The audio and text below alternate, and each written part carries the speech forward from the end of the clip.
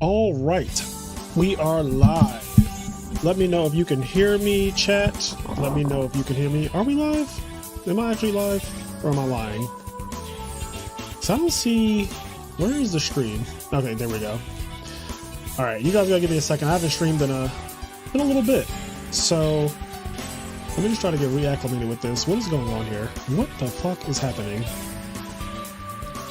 What is actually happening? Okay. Wow, there's a lot of... Why are there so many comments already?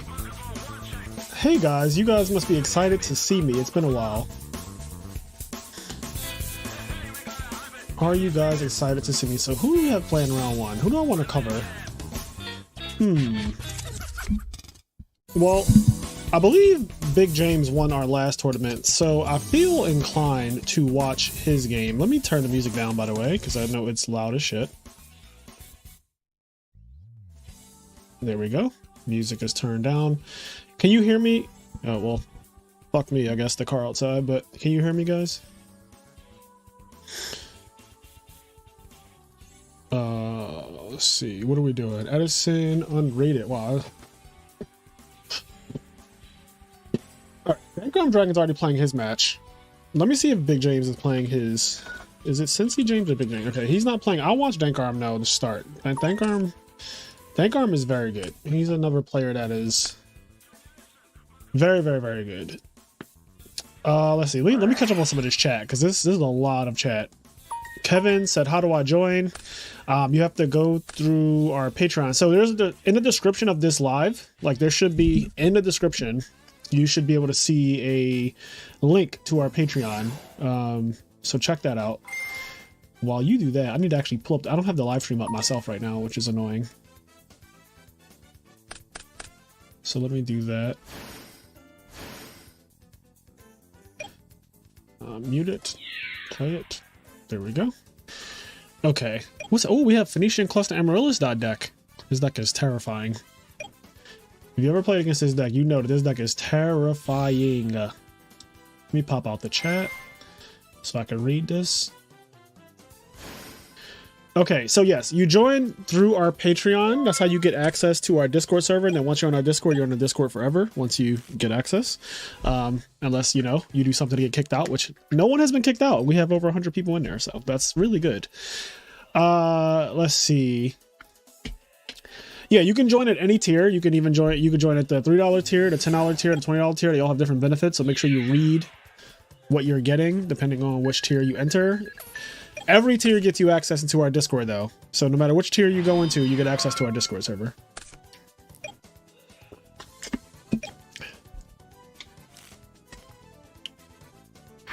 And then when I do these tournaments, they're usually just $5, and then I pay out all the money. So like, if we have 8 people, then it's $40 in prizes. So first and second, and sometimes third.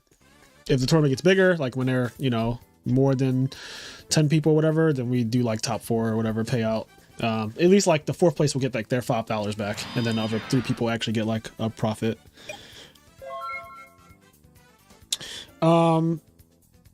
But yeah, this is the 16th Edison one, and like I think we've done 16 Edison tournaments, probably 3 or 4 Tangu tournaments, and a couple like ones with a modified rule set. Which, by the way, now that it's March and it's after YCS Vegas now, right?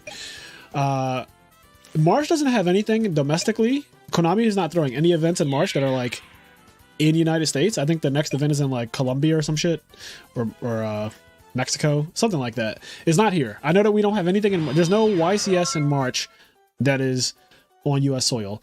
That being said, perfect time for me to do my next like unhinged cup, where it will be Edison format with a modified rule set.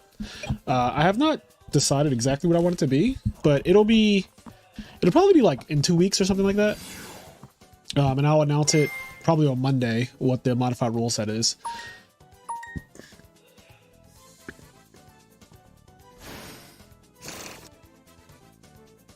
But yeah. And I do try to do these on Fridays, Kevin, assuming that I'm not out of town. Like last week I was in Vegas, so I did not throw a tournament or stream or anything like that. But I need to turn off this group chat. for a second. It's gonna bother me all night if I don't. Yeah, usually I try to do these on Friday nights. Yes, on Friday nights, and then sometimes I do them on Thursdays. It really depends on how much free time I have. Yeah, Dueling Book is answering like all the questions basically the way I would answer them, which is kind of funny. Let's see.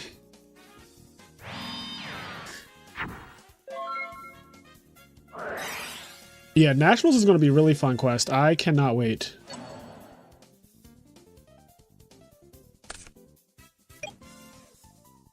Kevin, these tournaments are usually anywhere between like 8 to 12 people for the locals, since they're like designed to be very similar to a local. They're just random. Like they can be completely, if they're double elimination, they can go for a very long time.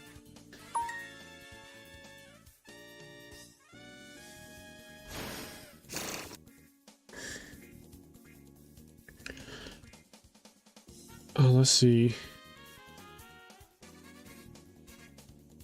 So question, BLS dropping in Tangu or Dad dropping in Edison, which do you feel is worse?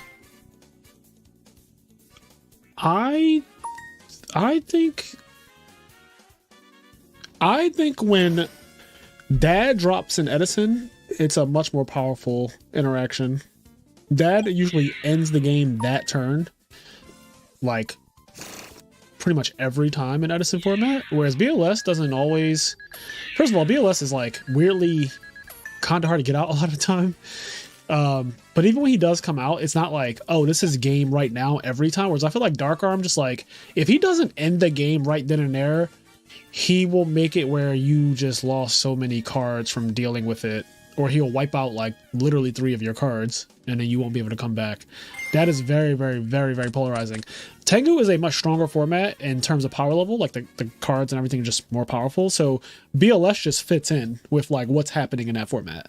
Like I'd rather get BLS dropped on me than Trishalit. Getting Trishalit feels fucking awful. The feeling of that shit is like that's what you need to be worried more about Trishalit, because Trishalit can come out at any point because it's in your extra deck, right? You don't have to draw it. You don't have to get lucky. BLS is like, oh, okay, he dropped BLS. Like, if I don't lose, there's a lot you can do to it. There's mind control in the format, which is free. You just 1-for-1 trade for it. There's Dark Hole, which is amazing. If you kill it, there's Reborn to bring it back, which you can't bring back a Dark Arm Dragon. So, like, BLS just has a lot more fairness to it overall than Dark Armed in the context of Dark Arm and Edison format versus BLS and Tangu format.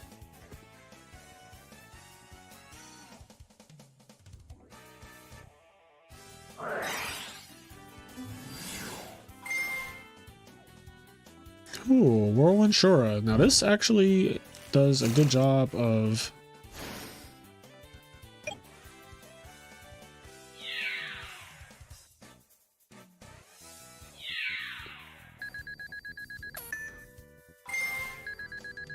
I love the speed at which Dankarm plays the game. He's so good. Let's see. This is why you are the GOAT. I'm just very descriptive with the way, I mean, that's, you know, obviously people can argue the other way, that they think that BLS is more powerful or whatever than Dark Armed in the context of the formats, but I strong disagree. I think when I have Dark Arm dropped on me in Edison format, I feel like I just lost the game. And when I have BLS dropped on me in Tangu format, I'm just kind of like, all right, that's annoying. But rarely is it like flat out game. I mean, the format has like triple Thunder King in almost every deck and double warning, and there's a lot of stuff. Like every back row basically checks a BLS. Whereas, how many times have you been sitting there with like a Starlight Road and a Deep Prison and your opponent goes summon Dark Arm and you're like, fuck, man. Like, why you gotta drop them now when I have these? Like, I felt confident in my Deep Prison Starlight Road setup, and you're just like, yeah, drop Dark Arm, pop, pop, pop. And it's like, god damn it.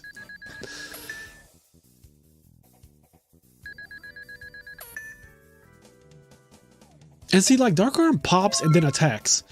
At least BLS, like, if he banishes, he can't attack. Could you imagine if BLS can go banish and then attack? Like, imagine that. That's what fucking Dark Arm does. He's like, pop, pop, pop, attack. It's actually crazy, the more I think about it.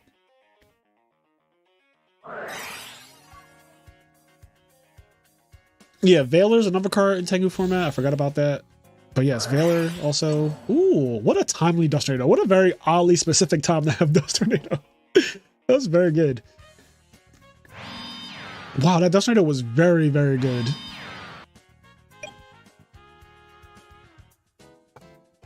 Now, he's at 4,200. No Volcanic Shells. Probably doesn't run them. A lot of people don't play that card in this deck anymore, I think. But there's a Plague Sorter Zombie. So if at any point he gets out like a Goyo Guardian, oh my god, Goyo Guardian on Dark End is just crazy. It's crazy. Let me get my little sound pad over here too. Yeah, Dark Arm is insta GG 80% of the time. I tend to agree. Like, Dark Arm just feels ridiculous when it drops. This tournament tonight, I'm treating it as like RBET prep. Like RBET is tomorrow at 10 a.m. Eastern time, I believe.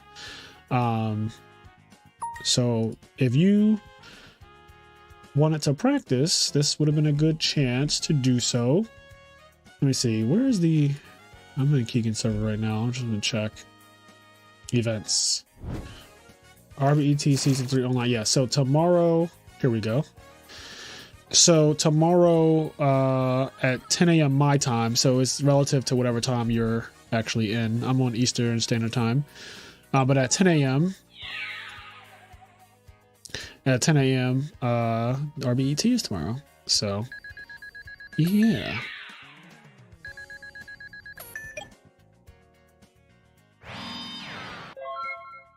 Yeah, frogs have morphed so many times. They've morphed so many times. Like, frogs play a lot of traps now, so it's kind of like your Dust Tornado is not even that bad anymore. There's a time where it'd be like, okay, if you have MST heavy Dust Tornadoes, those are just like straight up dead cards, and that was one of the advantages of frogs.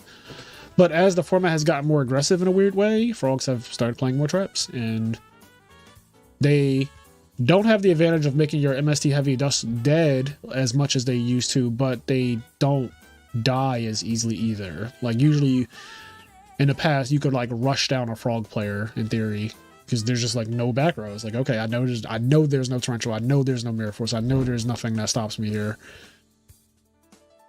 But now people do main deck torrential, they main deck mirror force, they main deck like all types of shit, Raigeki Break, Swing Blast, stuff like that. So it's bad to assume that when you play against a frog player, it's bad to assume that when you see a back row that it's just nothing.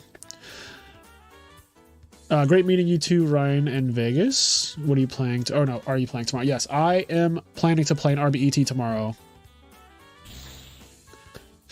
I've been actually fiending for online tournaments lately. I don't know why, but like, because you know what it is? Last year, at the end of last year, I was like so over online Yu-Gi-Oh! In general.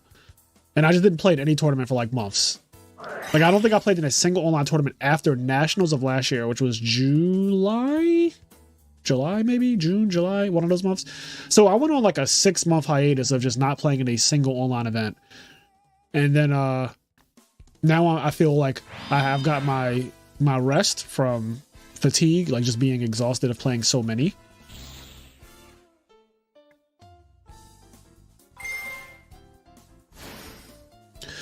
It's funny to think frogs are the logo for RBET for the obvious naming pun, but I think the only frog deck in Legends era was Fish, maybe traditional Frog Monarch. Yeah, back then people knew about like regular Frog Monarch, just straight up jam 14 Monarchs into a deck. People knew about that, but that was the extent of like frogs back then. It wasn't really fleshed out like it is now. Like, you did not see hero frogs, you did not see Machina frogs, you did not see plant frogs and all the other shit that has come out in the last couple years in Edison format.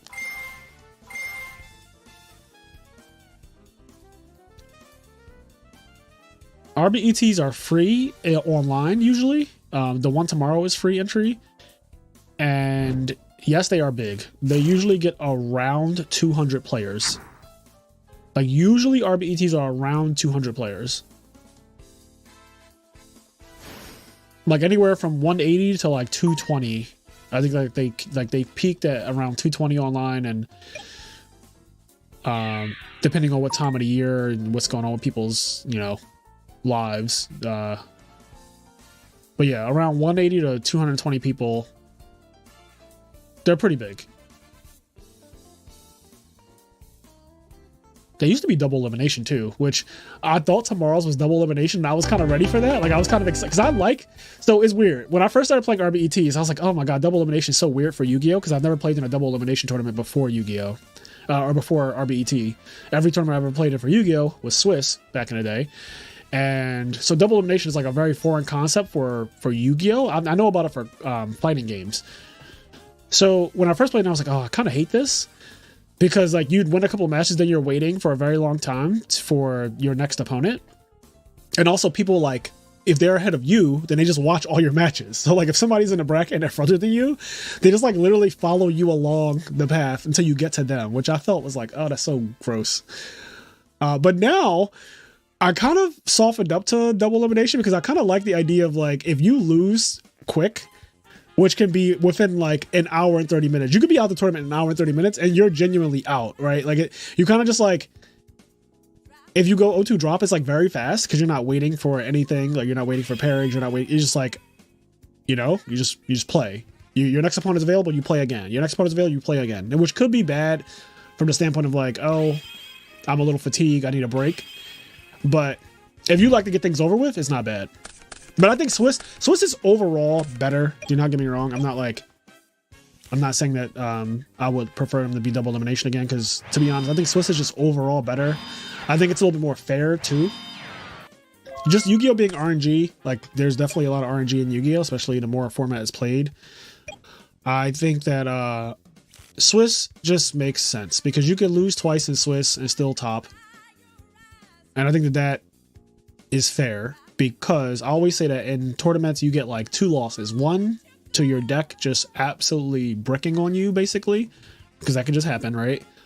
And the other loss can be to your opponent just God-handing you or drawing like a 1-out or that type of thing. So those are the 2 losses that you're permitted. Some tournaments, you'll go X1, which means that like one of those things just did not happen to you. And then if you go undefeated, that just means it's your day. And like either you have the best deck in the room or the best bracket in the room.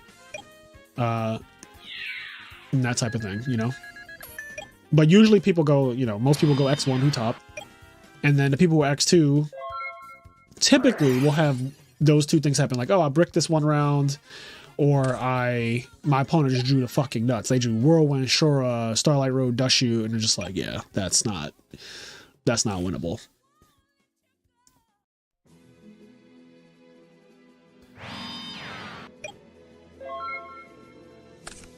Hell yeah, I'll keep an eye on you. Then I'm spectating this one, not feeling up for it after Vegas. Yeah, I can understand that, Ryan.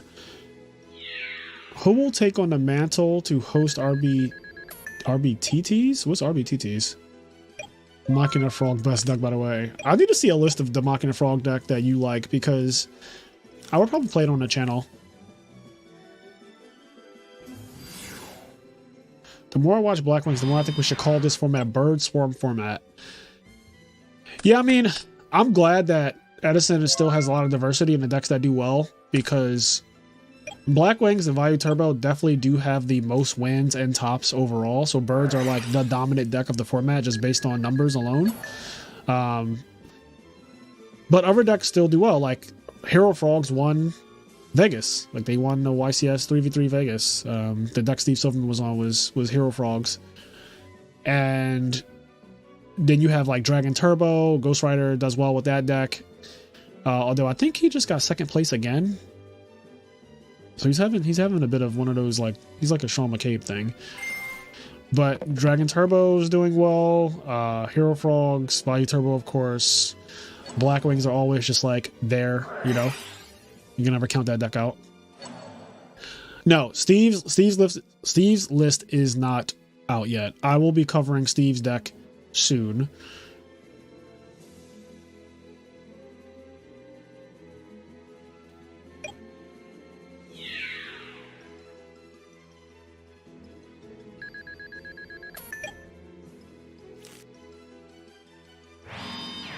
Yeah, just stay subscribed to the channel. Check out the channel. I will eventually have a deck profile with Steve Silverman. I haven't really thought about covering the GOAT deck list because I personally do not cover GOATs on my channel. Like, it's not a format that I'm interested in. What are your thoughts about GB winning a major tournament? I think that's interesting. I think that that's going to cause a lot of buzz, of course. You know, it's funny. This time last year, Sean McCabe topped that PS5 tournament. That was like 100 people in Philly, and GBs were everywhere for a while because people were like, oh man, GBs are playable. And that is where we're about to be because of this fucking deck. And I'm just not looking forward to that because I hate Glabbies. So, yeah. But it is funny that Glabbies won an event before a lot of decks. Oh, that's like, that is a gag. Glabbies won before Diva Hero Beat, before Hero Beat, before Fairies in like 2 years. Like, that's kind of crazy when I think about it. Like, Glabbies won before a lot of decks won, which is fucking nuts. Like, so many decks that people think are like really good, and GB's just like, nah, I got this. That's crazy. It just won Peak of the Beak. It just won Peak of the Beak, I think, today.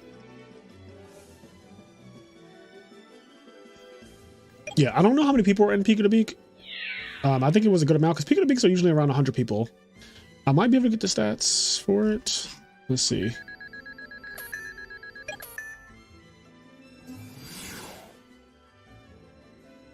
Oh, look at that. Peak of the Beak, 122 players. And oh wait, it says Ghost Rider won? I'm confused. I thought I watched a replay of, I swear I watched a replay today of oh wait, this is the Swiss portion. So Ghost Rider went undefeated in Swiss, but Spiral won the tournament. This is the regular bracket. This is before top 16. I think this tournament was top 16. So this is before top 16, but yes. So these two players who finished first and second in Swiss, which is kind of crazy, they got first and second, but in the reverse order in the actual tournament. It was Dragon Turbo versus GBs in the finals.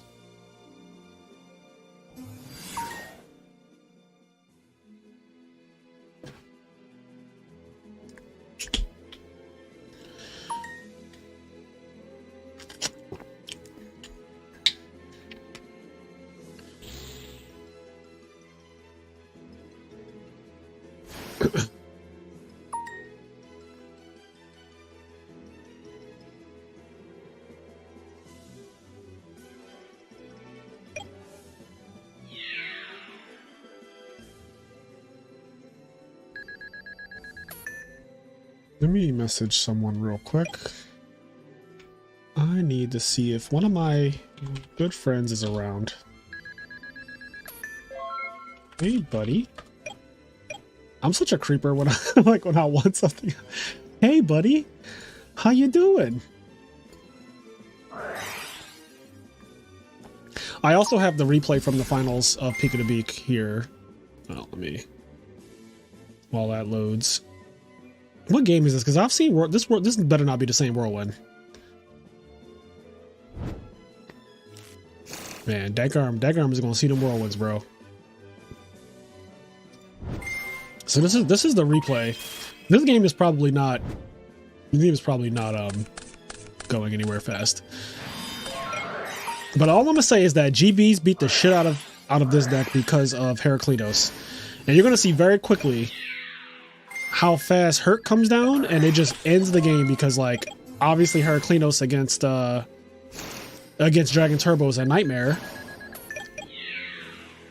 because you can't play spells, which is like the whole deck. So once this guy comes out, your only outs are to like Black Rose the field, or summon Debris, summon Red Eyes effect, bring back Blue Eyes, crash. But if they have any back row, you can't do that. And you can just, this game's over already. This is 2 turns in. We're 2 turns into this duel. This game is fucking over. It's cooked. It's done. Like, this game is so fucking done. Like, there's no way. Negate. Yeah, the game is over. Negate.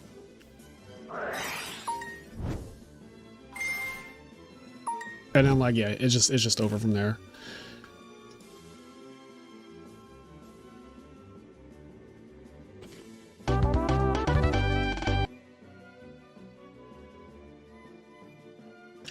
Okay, Dankarm did win. If you guys want to watch the rest of this, I'll put this on real quick while I talk to my friend for a second.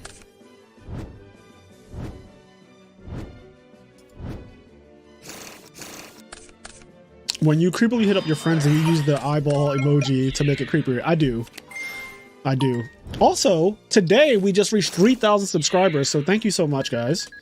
You know what? I am going to double the prize pool for this tournament right now, because we just hit 3,000, and I'm very thankful for that. So thank you guys so much for subscribing, everybody who has. I also do that a lot, by the way. I just throw money into the prize pool, so people enter, and then like we'll double the prize. We'll just add like another $100 or $20 here, $40 there. But yeah, this tournament is now just gonna have double the prizes because we just hit 3,000. Why is my fucking, oh my god, my spacebar? Let me do that, and then I want to pin this if this will let me touch it. Pin message.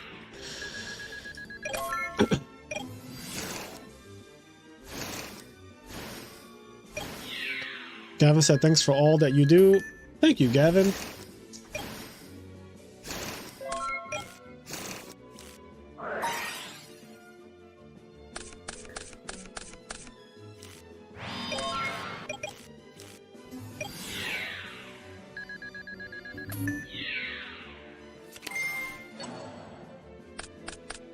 Let me make an announcement in the Discord server so that everyone knows that it's double prize night.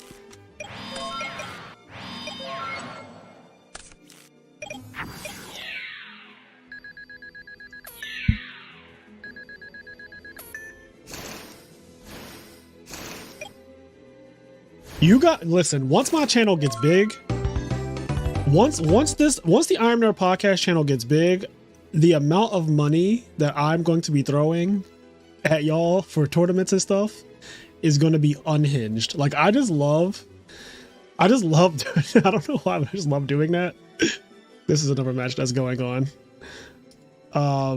Y'all just wait. Y'all think double prize night is a thing? Oh, wait until you get to, once we get like 10K, oh my god. Since we just reached 3K subs.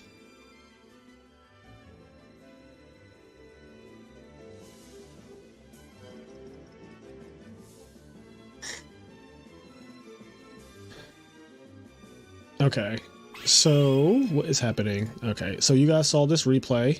As you can see, Heraclinos came out twice and it was 2-0. Pretty sure, right? Yeah, 2-0. Yeah, bad matchup for Dragon Turbo, obviously. It can go the other way, though. Like, literally, if Dragon Turbo goes first, they know they're playing Glad Beast, and they just go, like, turn 1, summon Debris, bring back Whitestone, banish for Red Eyes, special out Blue Eyes. Like, that could just be, like, what the fuck?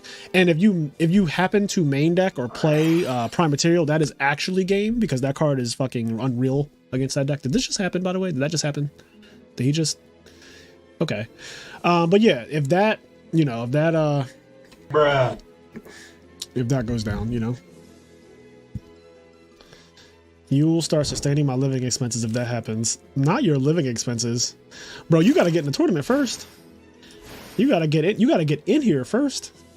We got some heavy hitters. Big James has won like 4 tournaments now. He's won hundreds of dollars by now. He won we did a Necros format tournament that he won with Constellar, and I think what was the prize for it? It was like $100+ for that one for first, and then second got like $50 or $60, or I could be forgetting. It's probably more, but he's won a couple tournaments now. Big James has won a couple. Dankarm has won like fucking 5 tournaments. True Heroes won a couple tournaments. Who else is? Enraged Peacock has won a couple.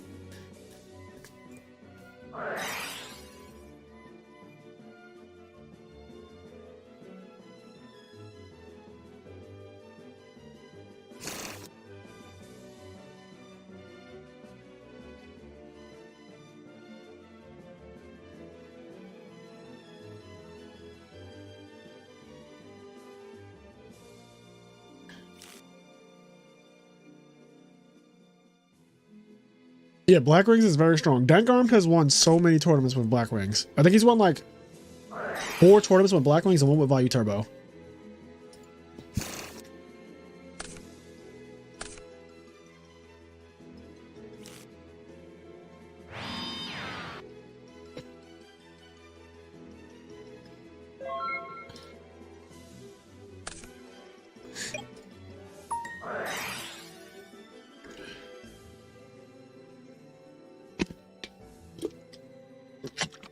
But yeah, 3,000 subscribers on YouTube. I'm excited. It is so crazy that, yeah, the channel just keeps growing. Have you guys been liking the Who's That Yugimon shorts? I haven't talked to y'all since I've started doing those, I feel like. Me and Kenny started doing them a couple weeks ago, and I feel like I don't know if I've been on stream since then. But yeah, do you guys like Who's That Yugimon?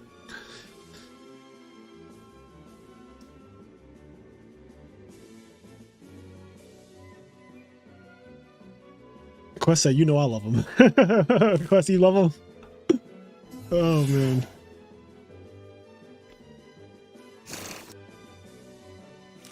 Who's That Yugimon is fire.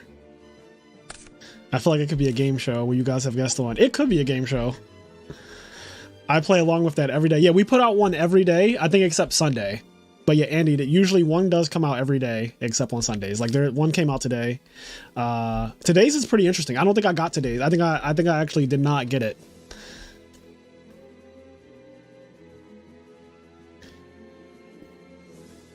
Also, these rounds are timed. I just realized it's an hour. Let me just check how much time is left.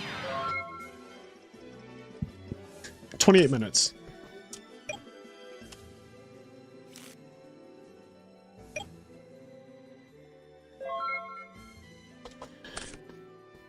It's just so they know, there are 28 minutes left in the round.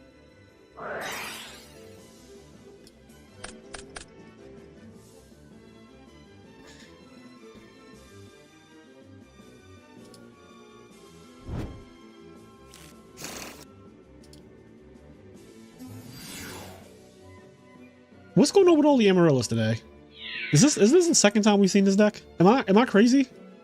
Like, we just watched a match with this deck being played, right? I'm not crazy, right? What's happening? Should I be concerned?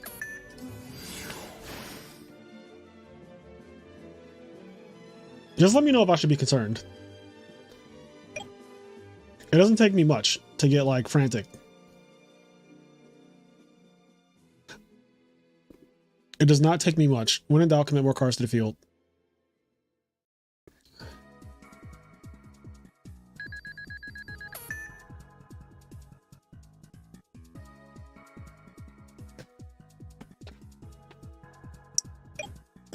Sometimes I'll be getting mad at you because I'm like, please hit the bruh button for me here. Oh, you mean like during the shorts? During the Who's That Yugimon? I never even thought about using the button for the... I should use... It's right here. Like, it's literally... Bruh. It's literally right here. I don't know why I don't use it during the shorts. It's always because I'm using so much brain power trying to fucking decipher whatever Kenny put together. You know, Kenny makes those. Like, he fucking obscures the picture. And I have no idea what I'm looking at.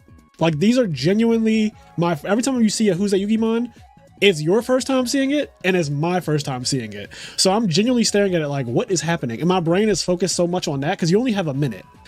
Like, it's not... You don't get a lot of time. You get 60 seconds for them. So...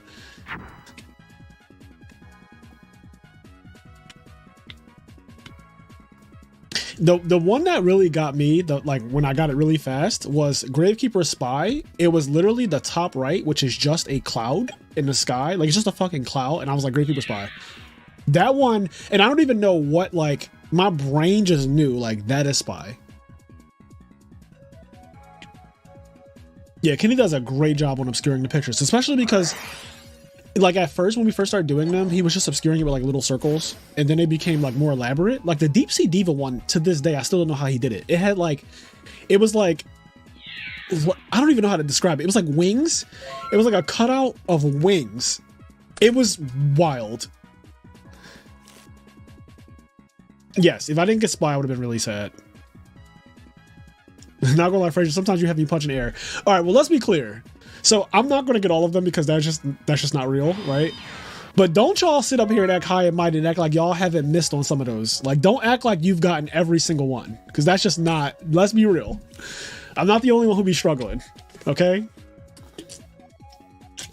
Like, y'all not gonna tell me that you've watched every Who's That Yu-Gi-Oh! And you've gotten it on the first and second try. Like, oh yeah, I haven't missed a single one of these. Like, I know every single Yu-Gi-Oh! Card. Don't lie. Don't get up here and cap on Beyonce's internet.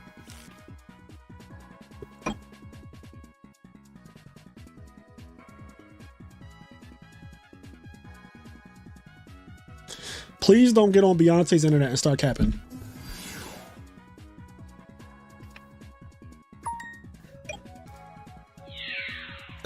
But some of them that I really should get, I don't be getting, and it's kind of funny. Like, you just don't know. Like, my brain, I wish that y'all could actually understand, like, if you did them, you would get it. You would get, like, in the moment, you're kind of like, because you know the timer's going down, it makes you frantic, it makes you anxious, and then you start forgetting things that you do know. Yeah, the Glabbies ones get me every time, bro. I cannot get the Glabbies. I suck at the Glabbies.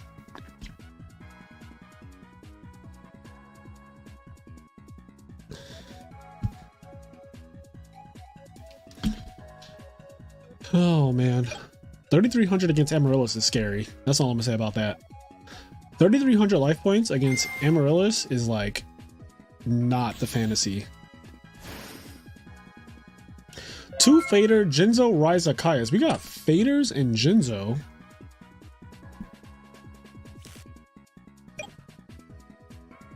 Oh wait, some of my messages, are they not all showing up? Oh wait. Quest, I will literally choke you. Okay? Like, for fun in a video game. I'll choke you for fun in a video game. Oh man, don't you ever disrespect my queen. My queen! What's happening? Whose turn is it? It's okay, it's Puke's turn. There's a Ryza and Grave. What game is this? Okay, this is game 3, it looks like. Holy shit.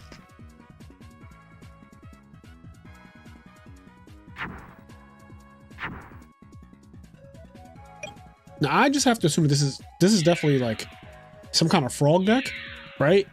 Like the hand is just Jinzo, Ryza, Kaias, and all that.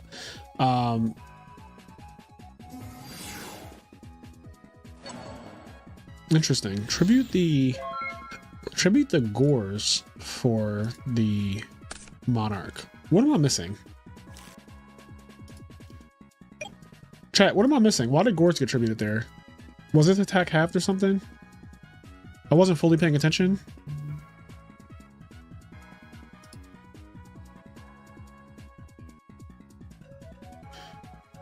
You think it's dark armed? Yeah, I don't. Why did Gores get tributed? Okay. So he's getting Lone Fire Blossom back.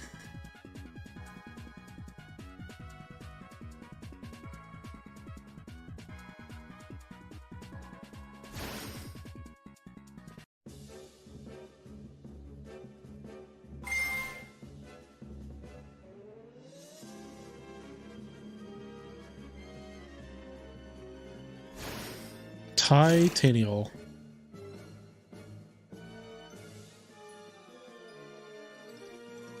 To be honest, what do you even do against this deck? That's the thing.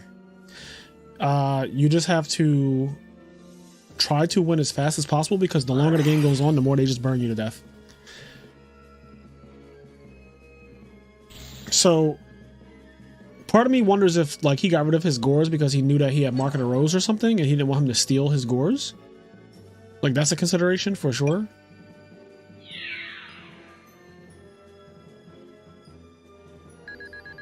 But then he does have like battle faders and stuff, right? You know what? I guess okay, I get it now. Because if you steal the Gores, no, it doesn't matter, because you pass the Gores back. I was gonna say if you steal the Gores, then it's hard to beat over it, but like you don't need to beat over your own Gores. You can tribute it if you wanted to.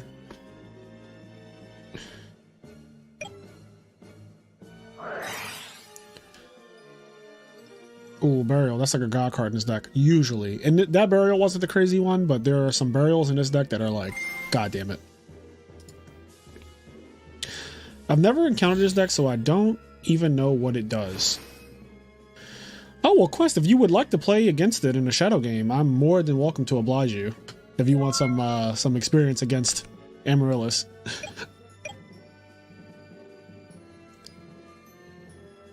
What do you mean? Amaryllis goes in defense mode with 0 defense and you have spaceships. Don't your spaceships love 0 defense monsters? Isn't that like what your spaceships are designed to do? Is beat over shitty defense? Quest said no twice and that's it. No. Ooh, burn for 700. I'm the burn deck now. I'm the burn deck now. Dom, you're gonna have to get that shadow game back in blood. I'm gonna be honest with you. All right. You're gonna have to get that shadow game back in blood, King.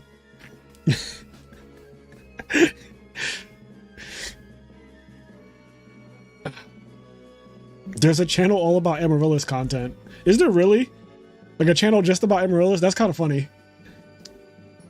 I'm about to make a side channel just about Hero Frogs. Enraged, it was a mistake. Enraged, if you're playing an RBET tomorrow, you should have definitely been playing Rocks tonight because you're going to play Rocks tomorrow. And you know that.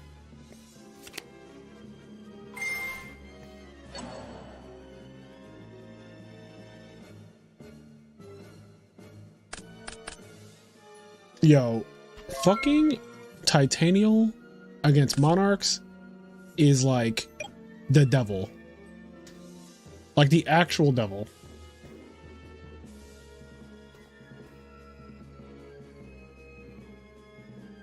It is so unhinged.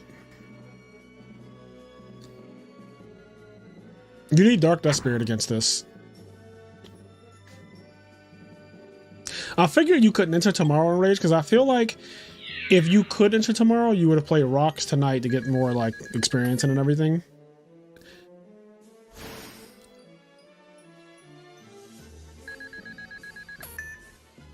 At the last in-person tournament I did, I lost 1 game out of 4 matches with Amaryllis versus Frogs. It was nice. Yeah, that can be a pretty hard matchup.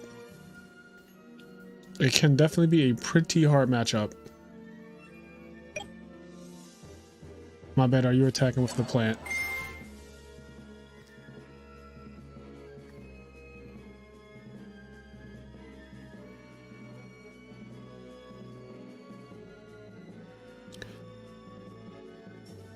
Let me see something. This is so bad. He's at 1700 and there's 1600 worth of damage on the field. What needs to happen is he needs to, this is not really possible, but I'm just speaking on my ass. He needs to summon like Thought Ruler Archfiend and attack over one of them and then gain a lot, but then it doesn't beat Titanial, so that sucks. It's like this, it's just scuffed.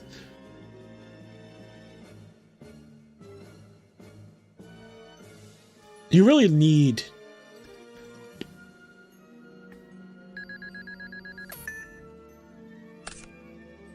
Okay, 2500 is a little bit more wiggle room. It just gives it just a little bit more. God, you can't target either. This is just annoying.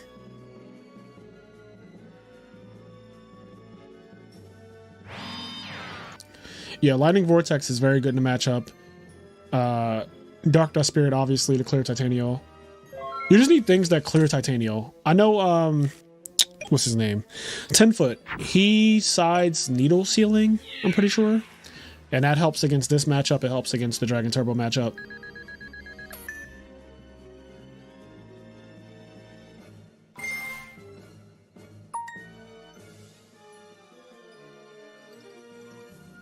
So this was a frog deck. I think that Dupe Frog is the first frog he's seen.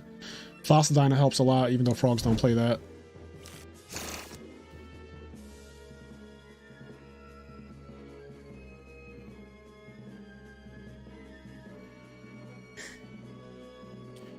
$12 Narc does have a better matchup than Hero Frogs. Does it really? Because I feel like the 12 Narc deck, the problem is that all of the cards target. Like, you play 3 soul exchange, 3 enemy controls, and all that bullshit, and like Titano just comes down and you suddenly can't play the game. I feel like Miracle Fusion is better against this deck than straight up Monarchs. Like, every time I beat Amaryllis with Hero Frogs, it's because of Miracle Fusion. It's just like Miracle Fusion attack over Titanial, and like killing her in battle is one of the biggest ways to win this matchup, because it's not supposed to really happen. So when you just do that, when you're just like Miracle Fusion and you have a Treeborn Frog that you brought back, you know, so he's just 3,000 and you attack over it, that is like where you win the matchup. I feel like my hands that I lose the matchup are where I have like Caiuses and shit, and I'm like, oh god. And like Raigeki Break, and I'm like, oh god.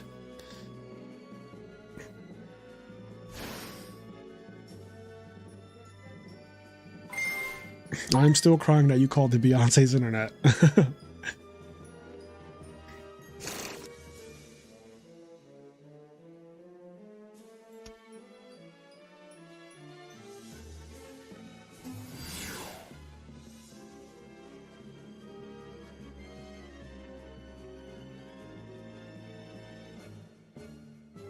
Okay, so here's a Monarch.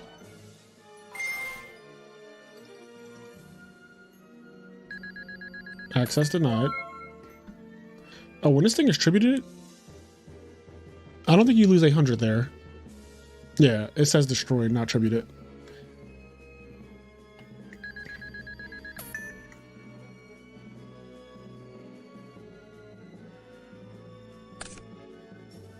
Not let's go. He's had this 1700 for so long.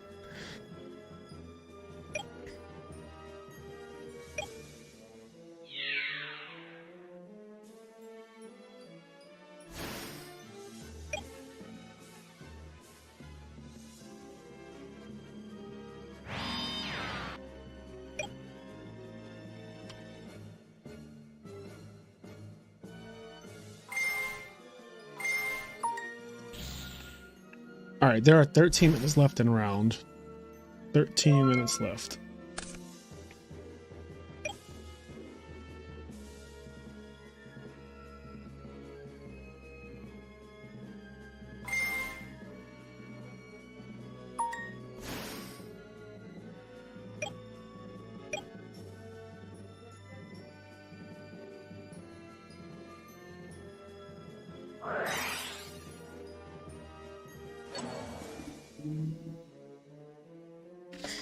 Standby phase, wing blast your Treeborn Frog. That's really, really bad. You know, something I was thinking is like, if the Treeborn Frog was around, you could bring it back in attack mode and attack over Amaryllis and then tribute for a Monarch in main phase 2, get rid of Titanial, and you also have the Battle Fader to like block for you. Because this Titanial has been on the field since we came into this match. I don't think we've seen the field without it yet. That better be Millennium Shield.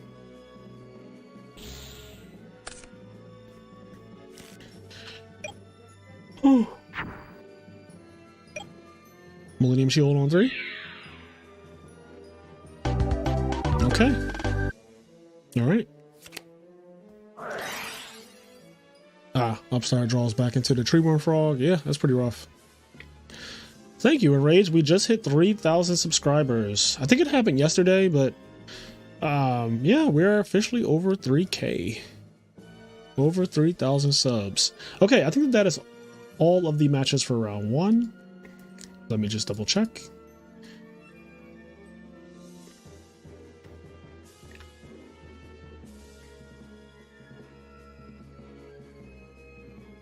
Where is the bracket? Here we go. Here we go. So who... Right, so we just need, once Puke reports, round 2 will go up. In the meantime, who's playing? Let's see. Who is dueling? We got some Hero Beat versus Trap Dragons, looks like.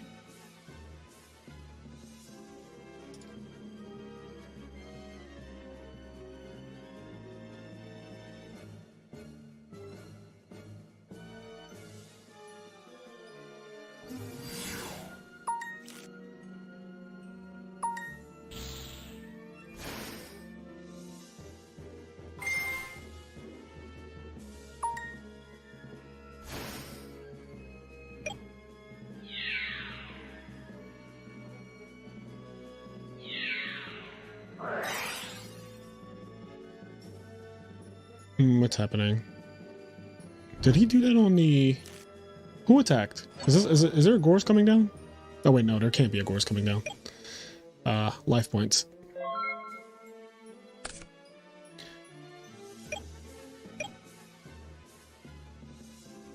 Red Eyes is ridiculous. Okay, Cyber Dragon and Caius. Alias, okay, Gem Spark, yup, pop, draw a card. He's 300 away from game. Needs a... Can't play Miracle Fusion, there are no waters. Oh no, there's a water. I lied. There's a 0 right here. Okay. There we go. Well, no, the reason why I was asking, Enrage, because what I thought happened was I thought that Drago was attacking directly. I'm sorry, I thought that Red Eyes was attacking directly. I thought his opponent went Chain Hero Blast on the attack of Red Eyes to pop the Drago. So that way, like, he could drop Gores. Then I looked at his life points and realized, oh, that can't be what's happening because he would just die to a Red Eyes attack. So, I thought he was doing, like, you know how people chain MST on an attack to drop Gores? I thought it was like that kind of thing. I was thinking some elaborate shit that just wasn't happening, basically. Anyway, round 2 is up. Oh, OG is a Yugi tuber?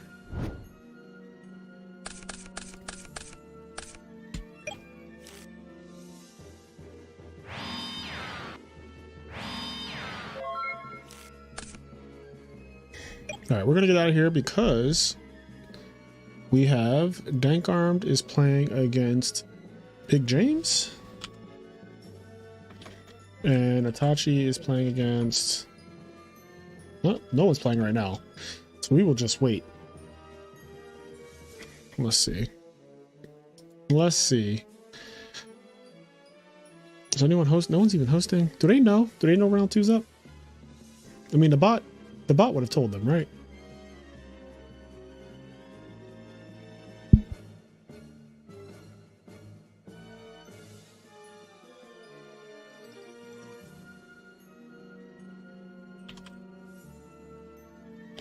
Let me do set timer 1 hour.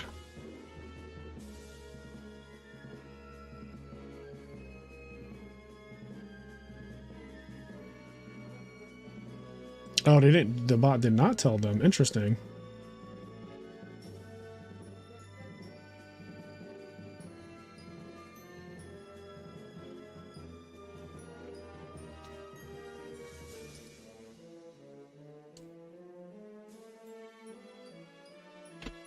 I'm so hungry. What's up, Austin? 0809 YouTube. Was YouTube even around at that time? Like, did YouTube exist in 08 and 09? That is old as hell. That's like OG YouTube. That's like Dale Bolito and I forget her name. It was his girlfriend at the time. Damn, my memory is fading.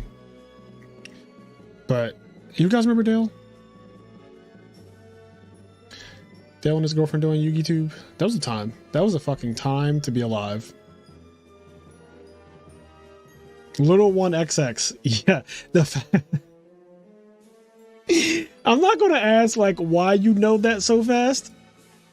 But I do think it's funny. That's all I'm going to say. I'm not going to ask any questions. Oh wait, what just happened? Did I fuck this up? Okay, let me refresh. Hold on. I know what needs to happen. Give me a second.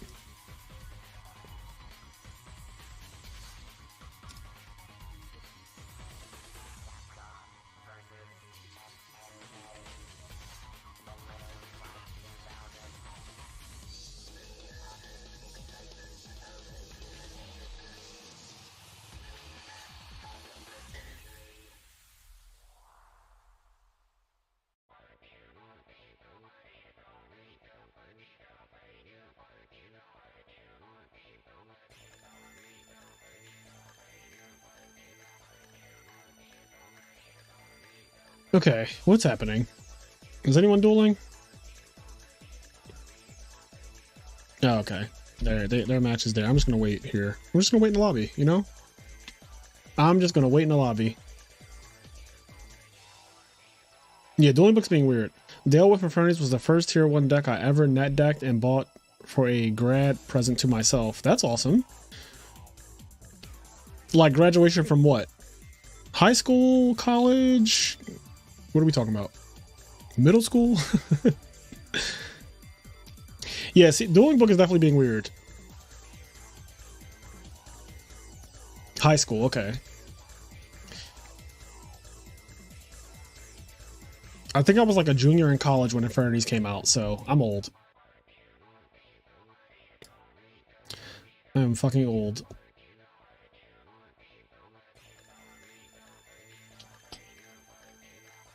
DB is on Dix. I'm scared because tomorrow's RBET, and there's been a history of this fucking website crashing when RBETs are about to happen, or when they do happen. Well, thank you, Dan. But yeah, I'm nervous because I have been lucky that I haven't played in one of the RBETs where the system crashes. But tomorrow might be that day if it's gonna act like this. I just want to play some Yu-Gi-Oh! I want to watch some Yu-Gi-Oh! Ay ay ay.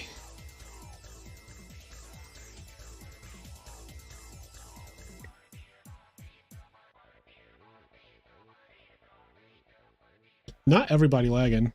Yo, I swear, Dueling Book just like, it can smell when you're throwing a tournament. It just knows. It's like, yeah, I see you, bitch. You hosting a tournament? Fuck your tournament. That's how Dueling Book be. We're both all three of these matches right here are my tournament, and for whatever reason, none of them... Okay, I was gonna say, for whatever reason, none of them have started. Here we go. All right, round 2.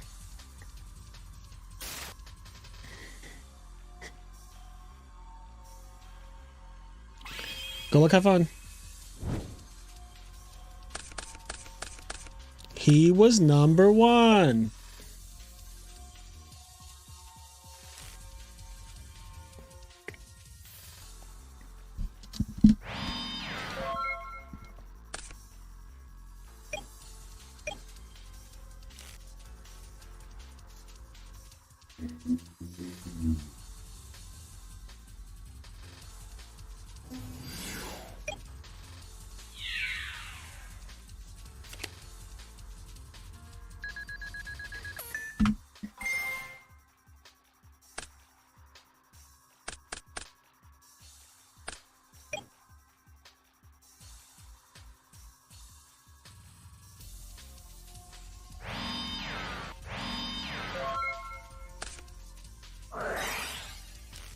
Dash shoot F. Not 1600 and dash shoot. This is round 2.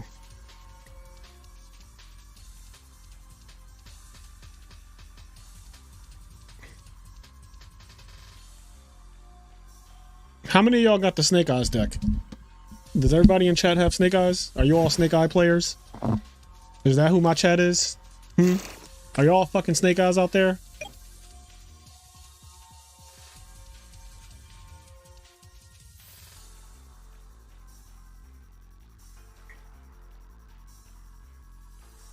I have it, and I'm terrorizing my locals. That's wild. Josh, do I know you? Like, are you one of the Joshes that I know? Wait, how many times? Didn't we see this already? Another one.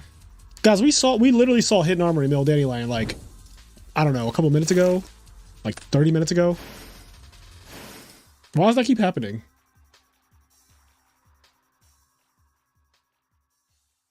Oh, you're new to the stream? Okay. I'm saying, like, I don't know you in real life either. Like, we don't know each other at all. I just know so many Joshes, so I'm just trying to figure out if, like, we personally know each other. Oh, Josh, we do Tangu plants. Don't get it wrong. We do Tangu plants. In fact, the next online local will probably be a Tangu plant online local. I'm doing Edison tonight because there's an RBET tomorrow, so it's kind of giving our Discord people some an opportunity to like test things out if they want to. It seems like people are playing fucking Amaryllis. There are 2 Amaryllis decks, which is more than there's ever been. 2 more than there's ever been, I think, in my tournaments.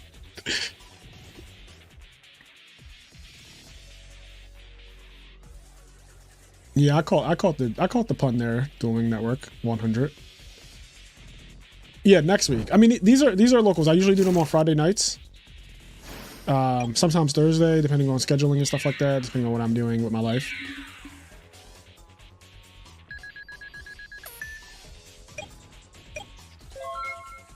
Haven't played Modern since Necros, so 2015.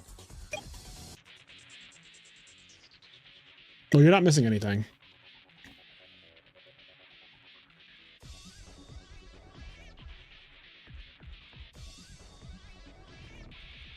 Yes, you need to join Patreon under one of the paid tiers, and then you get access to our Discord server, which allows you to then play in these tournaments.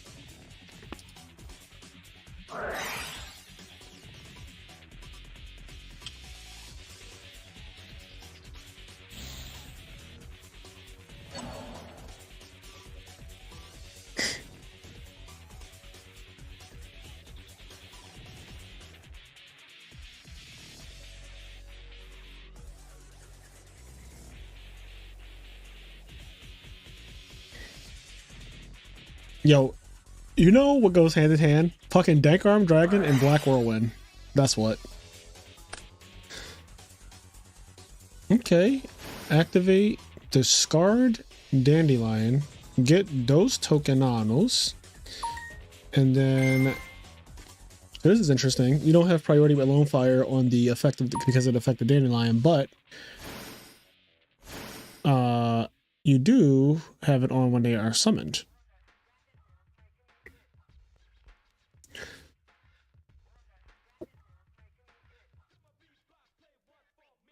Whatever the new unhinged rule is, let me know beforehand because that's what I want my shadow game to be.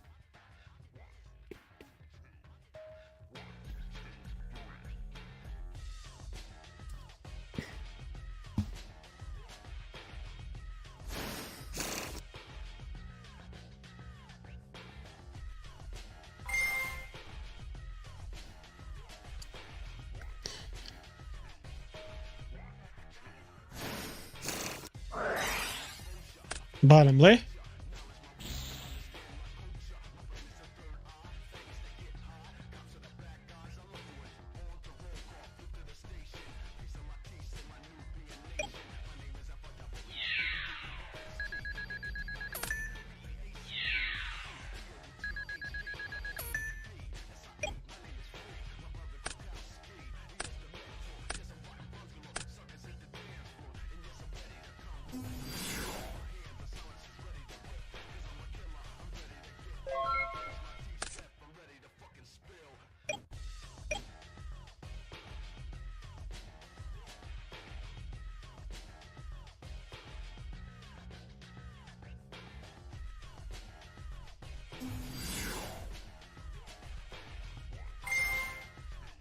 I stopped playing around hat format. Just got back in last summer. Honestly, the game was very enjoyable up until Fire King Snake Eye.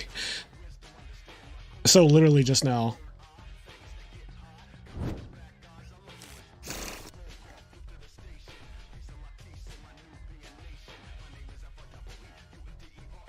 Yeah, Whirlwind is just, it just warps the game so much. He has 3 darks. His name is Dank Arm Dragon. His avatar used to be Dark Arm Dragon, but now it's Trishula. So we should all be very fucking afraid. I don't know if this means that he's moved on to Tangu format. He's terrorizing that format now. Because Dark Arm is legal in Tangu, but no, like pretty much no one plays that card in Tangu format. That just tells you like where the power level is too. All right, there is a Gale.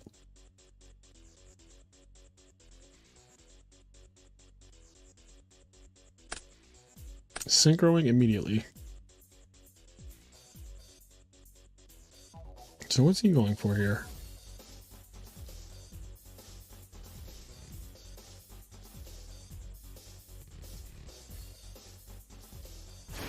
Goyo take the Long Fire Blossom to neutralize that threat. And then he has Blizzard for follow-up next turn. Yeah, I mean that's a good turn.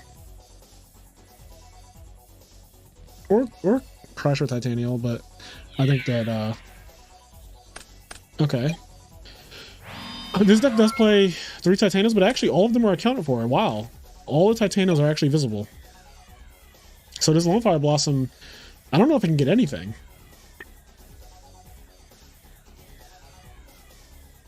I feel like he needs Heavy Storm here. Is Heavy in the grave?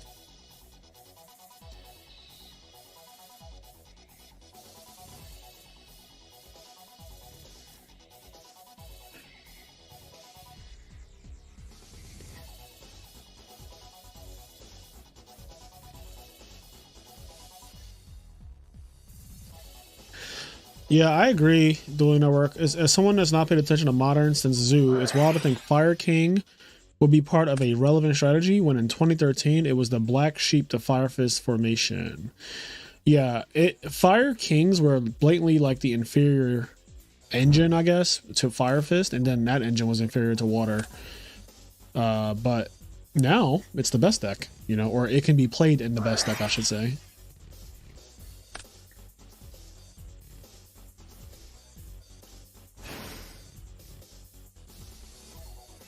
I just lost with Value Turbo at locals to the Immortal Bushi Warrior Toolbox. I set Raikou, dude summons Aaron, bounces my Raikou, then mills a Bushi. I proceeded to cry.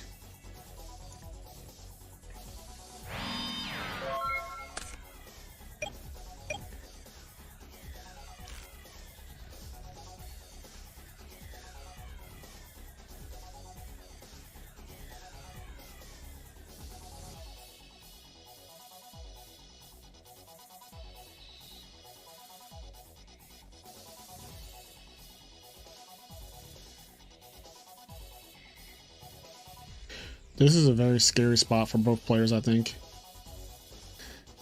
Now, the Blackwing player does have Whirlwind with a full grave, so that's like very good, but I don't know what the fuck this back row is, and I also don't know, like Guard is in the grave now, so you don't know where this is going to go. You can't target anything.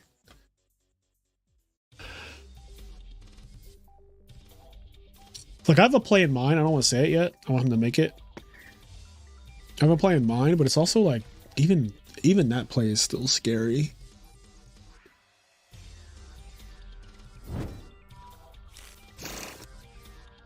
Oh shit, did he just search Mistral? Speaking of old YouTube, I remember seeing your Gravekeeper's deck for the YCSE one with it, like the day it came out. Man, I feel old. Yeah, that was in 2010, so that's 14 years ago, or almost 14 years ago. Yeah, that is crazy. That, wow, I cannot believe I've aged 14 years since then. That does not even sound real, but it is.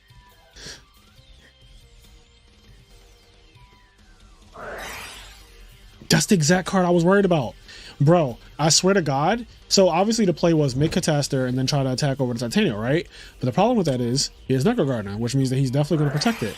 And then you just flat out lose to this fucking card. This is exactly what, remember when I said like, I have a play in mind, but even my play is scary.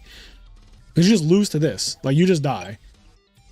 Like, that needs to be Mirror Force. Like, specifically Mirror Force. It is not Mirror Force. That was the exact situation I was afraid of. I actually thought that his back row was Mark of the Rose. Like, the face down side. I was like, that's not a real back row. He's had enough. Dangarm has had enough. Okay, he's back. Yeah, Cataster is very good, but like, it just gets snatched. They play Brain Control and triple Mark of the Rose, technically. They technically play more than that. Depending on how many hidden armories they play, but the original list used to play like 3 hidden armories and a Mark of the Rose, so you can get your shit snatched, is what I'm saying. You can get your shit all snatched. Like, who wants to have their shit snatched? Not me. Yep, he's gone again. Gone but not forgotten. RIP deck armed. Alright, let me see if I can, you know me, I like to dual cast.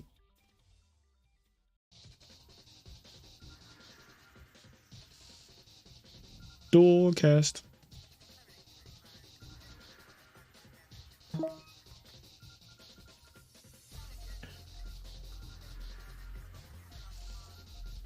Okay, so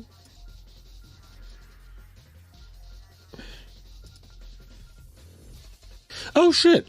I don't know why I didn't realize that. It's Big James. I couldn't see because my microphone's in. Let me move my microphone. I didn't realize that it was Big James playing against Dankarm the entire time. I'd never realized that. All right, where is Dom, Anik, and Gavin? Where are they at? Are they dueling?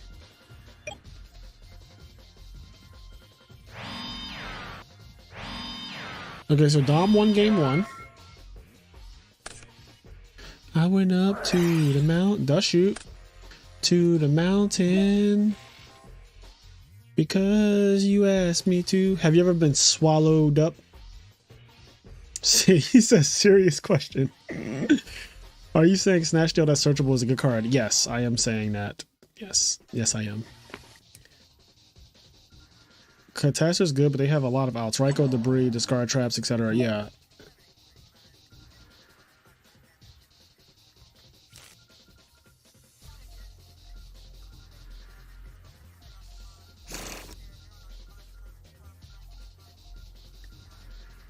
He was number 1.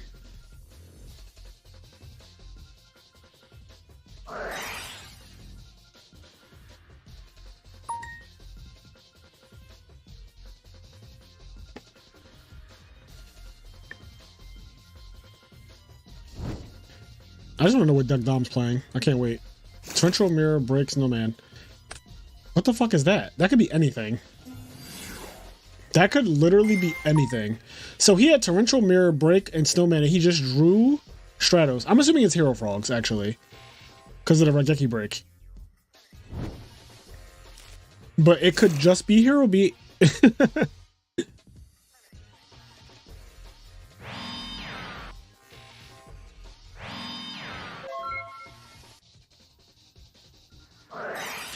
Yo, Glabby's really won a tournament before Diva Hero Beat. That is still just like, what? What's better, Market or Rose or Brain Control? It's Brain Control and it's not close. Now, we're not about to do that. We are not about to do that.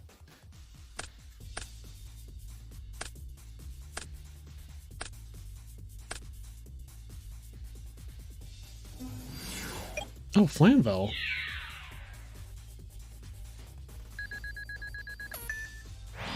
So Ryko popped.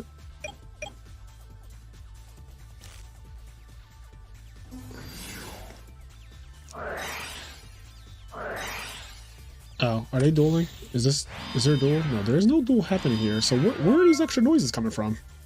Are you playing an RBET? Yes, I am playing an RBET tomorrow. Assuming I wake up and all goes well, I will be playing tomorrow. I actually like that this RBET is early. Like, I know that they're calling this, like, EU friendly, but this is just what time Yu-Gi-Oh! Tournaments start normally. Like, 10 a.m. is when Yu-Gi-Oh! Tournaments start.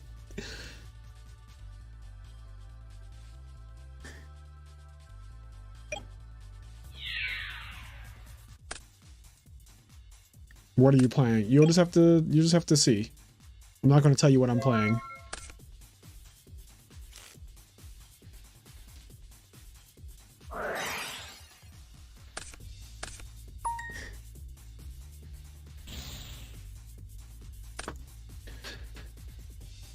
Oh man.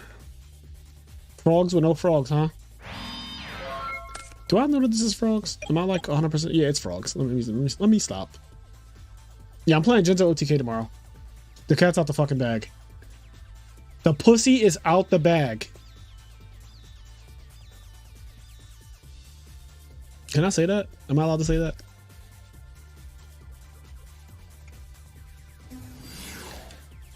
All right. Attack Dupe Frog?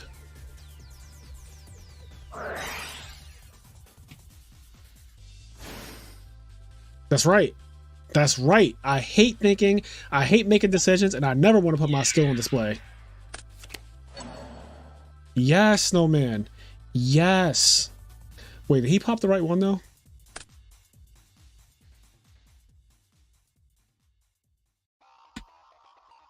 Did he pop the right Fire Dog? Cause doesn't okay, I think that, so, huh. One of these fire dogs was rekindling, right?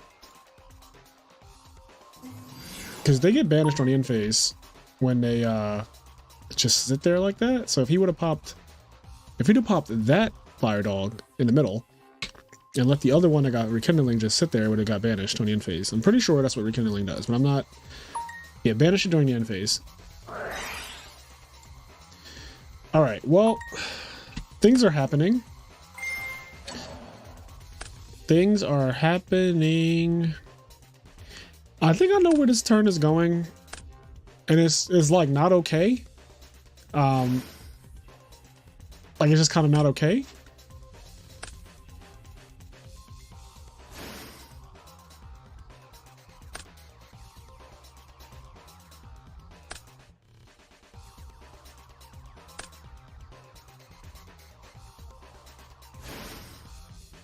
Okay.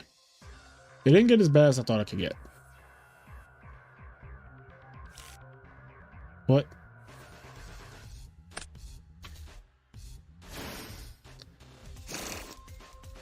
How did we see that out of order? What's happening? Okay. I think the thought, okay, I get the idea. So that's the play that I was thinking, but it just, I think he did it in like a weird order. Okay. He was number one. Standby, no tree barn, huh? Interesting. What up, Hydro? How you doing, buddy?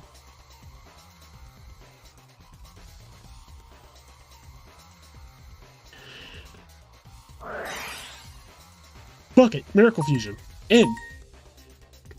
Do your worst.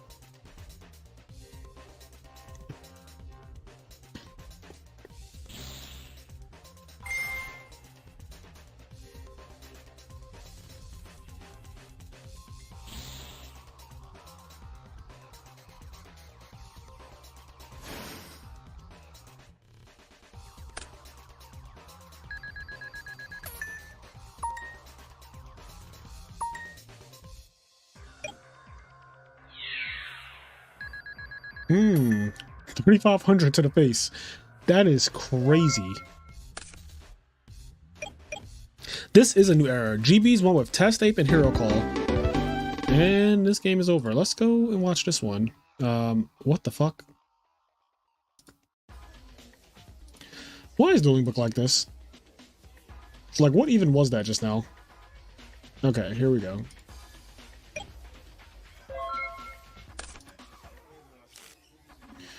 Thought Ruler Archfiend.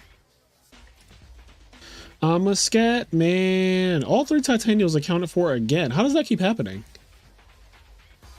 Beep bop bop ba da boop. Bop bop ba da boop. Hydro, how much do you charge to teach me to saw with Dragon Turbo?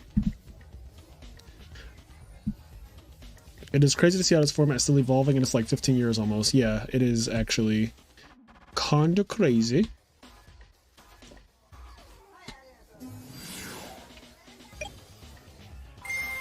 We had a choice between Glad Beast or Dragon Turbo in the finals. And you really have to be like, which one of these decks do I want to see not win? And that is a fucking hard choice for the community, because if Dragon Turbo wins, then, well, the format gets slowly more ruined, because Dragon Turbo is really bad for the format and bad for just the game, right? But if Glad Beast wins, I think the same is true. Like, I think both of those decks are so ignorant. So it's kind of funny. Oh no, not all this.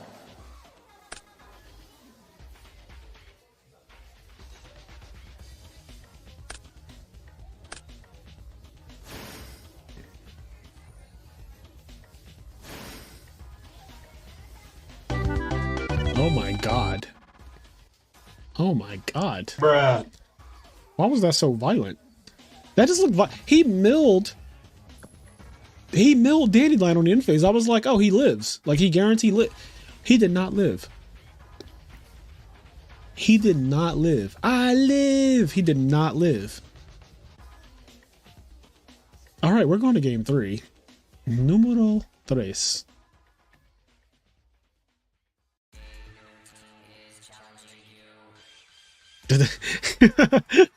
Hydro, did that seem lucky to you? Oh man, that's such a good insider. Did that seem lucky to you? That is my favorite. That is my favorite line of all time. Did that seem lucky to you?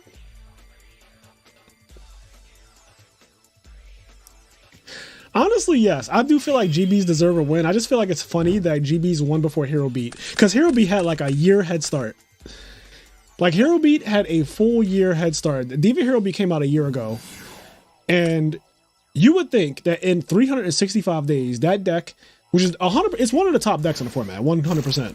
You would think that with all the tournaments that have happened, that deck would have gotten a win by now, and it just hasn't happened.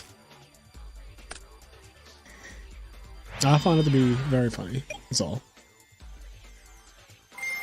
Hero Beat equals Fire Fist.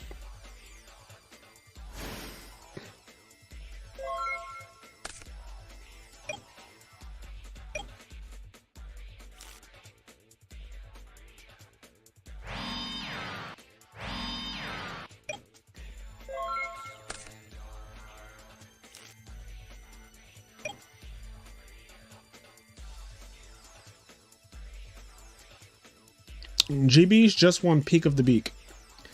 It was 117 players, I think, or maybe it was 122. Wait, I think it was 122. Let's go to the top. 122 players. And it just concluded, and Spiral won with Gladiator Beast, and Ghost Rider got second with Dragon Turbo.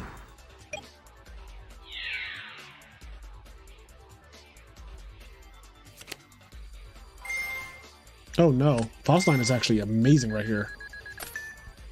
That was such a good card to have right there.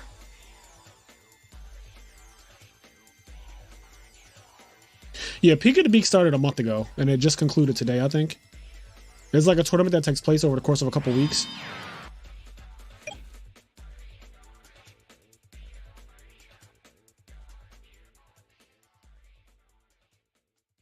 Did that seem lucky to you? Hydra, you gotta stop. You gotta chill. I'll ban you from chat.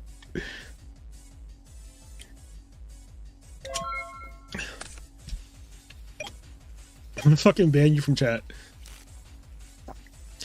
GB's got Jake Mattern playing them at Edison again. Didn't he top the original SJC Edison? With GB's? Okay, so the players are perfectly even in card advantage.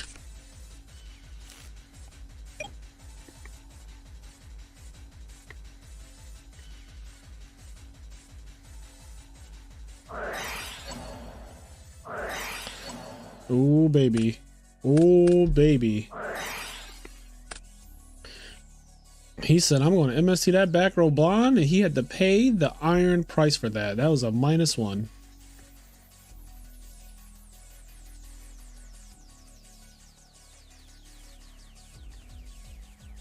Oh, he topped in 2015 with Clown Blade? Oh, Lord. DDR.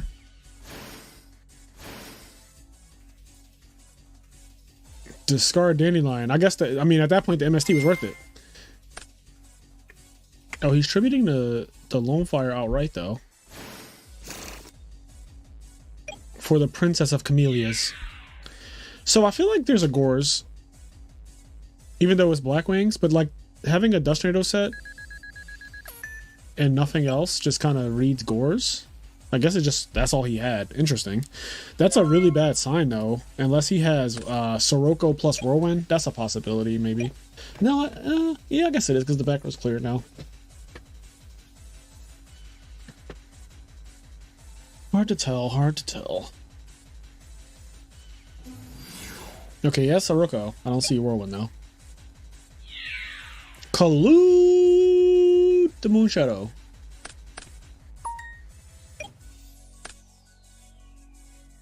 Blackwings have some of the most ridiculous cards. They just have some of the most ridiculous cards.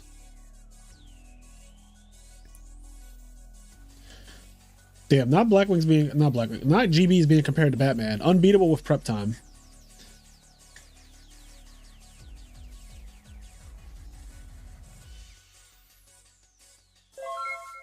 What's a good budget deck to get into Edison? Yo, you can get a Blackwing deck for like $100.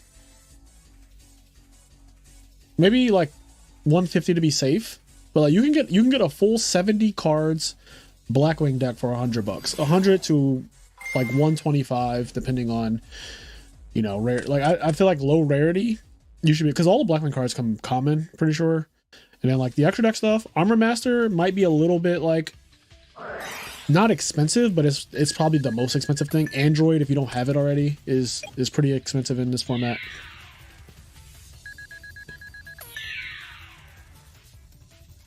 But this format is very cheap to get into in person.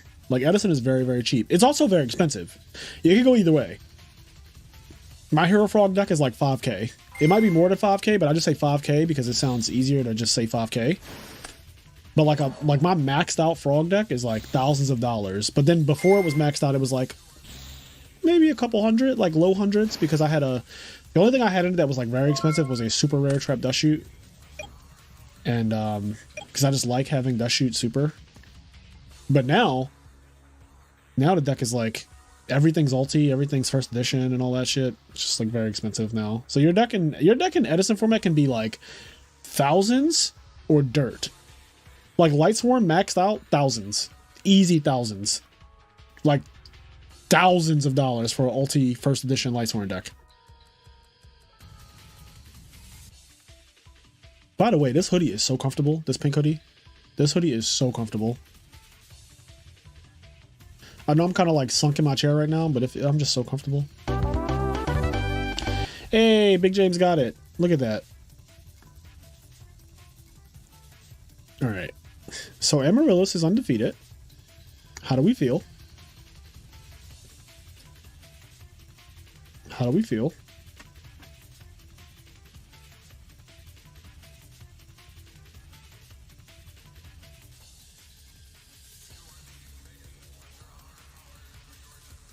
Secret Christie at first edition is like 700 each. That's fucking crazy.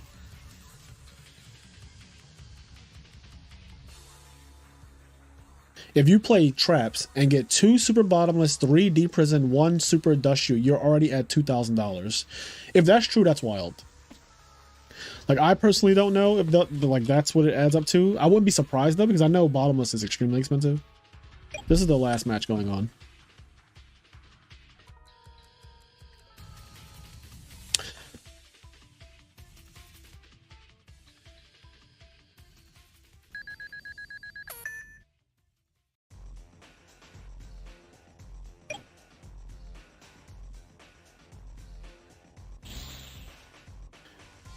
If I ever get physical cards, I'll probably be the type to be of the time, though I'll be lenient to not show hundreds per copy. Still pre-problem solving card text preferred.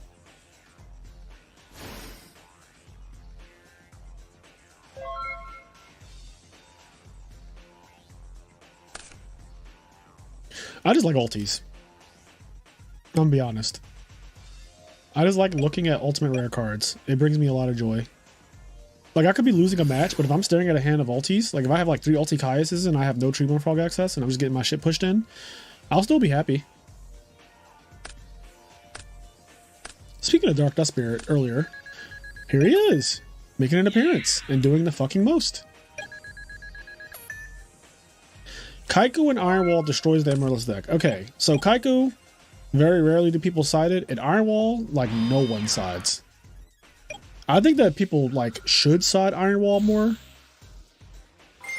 I don't know what deck could side it because most of the decks get hurt by it too, interestingly enough. But yes, Iron Wall obviously can cook that deck, and Kaiku is really good if you get a direct attack and all that good stuff. It's even good if you don't get a direct attack because they can't summon Amaryllis back.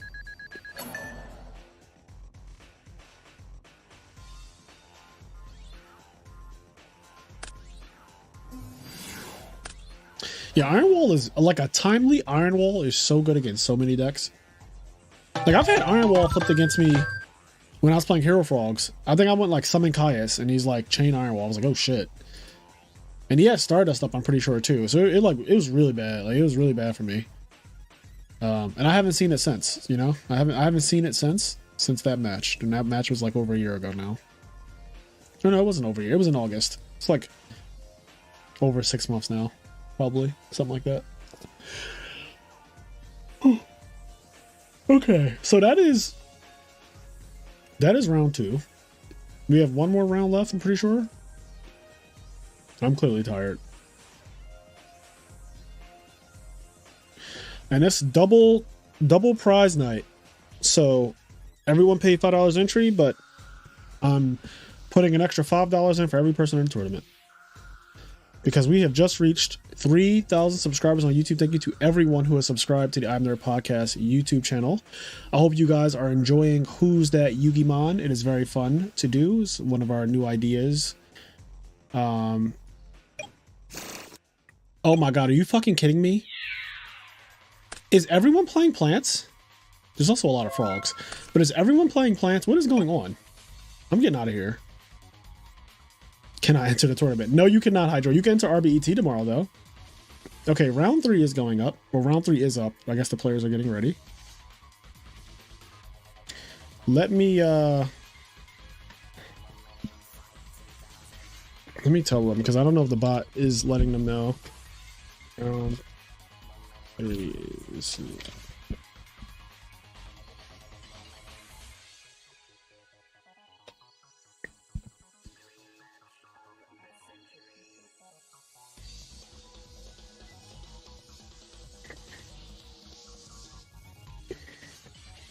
I'm gonna have a Oreo Thin Mint. These are so good. Just by the way, this is one of my favorite cookies. Like if you can see this, I don't know if this is how this is showing up. It's actually showing up terribly because of green screen. But Oreo, can you see me through? What the fuck? This is why. Truman Owen said, Fraser, I just want to say that your outfits be crazy as fuck. Keep up the good work. Thank you so much, King. I love fashion. Fashion is one of my favorite things. You can follow me on IG, Instagram at Saint Alante. Saint Alante.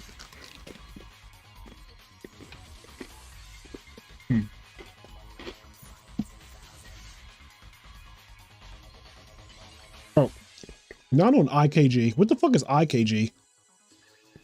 I'm removing that comment. I couldn't deal with the shame. All right, there we go.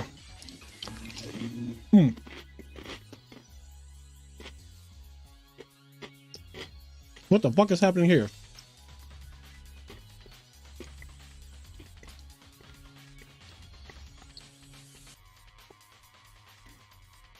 So wait, who's playing who? We need to see the winners. It's Tachi versus James. Here we go. These two are undefeated.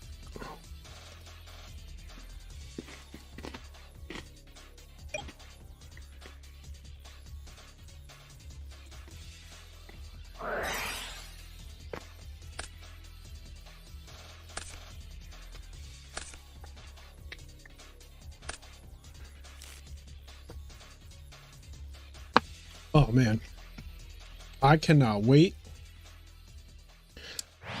Play some Yu-Gi Mons tomorrow. Is anyone in chat playing in RBET tomorrow? This is like the RBET pre-tournament practice stream thing, whatever you want to call it. Fraser, did you watch Peak of the Peak Finals replay? Some of the plays elude me. I did watch it. Yeah, I watched it on stream. We actually had it up a second, like not a second ago, but like an hour ago. Did you do the Vegas YCS? Yes, I did do the Vegas YCS. I did do it. Some value turbo decks side Kaikus. They used to. They don't really side it anymore. See you later, Quest.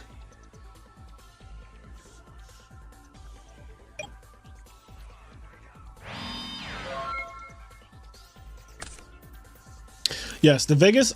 We did a Vegas YCS podcast, and it's on Patreon. It's exclusive to Patreon right now, and it is quite ridiculous.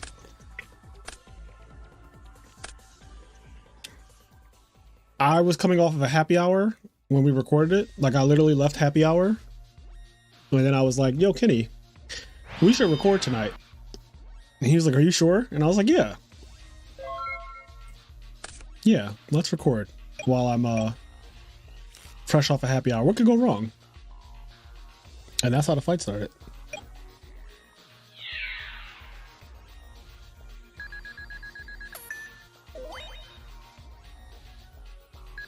Now I'm losing all his life.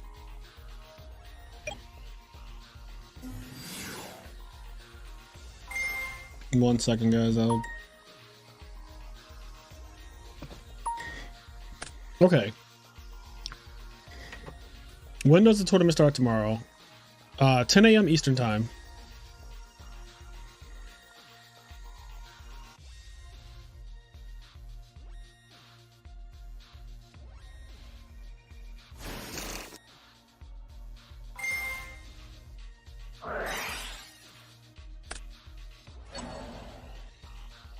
Very good interaction.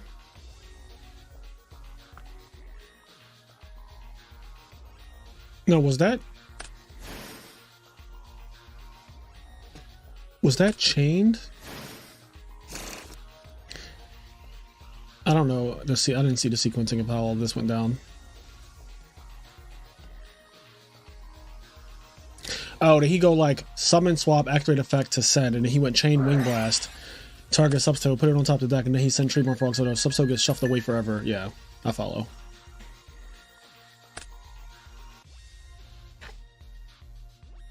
I follow.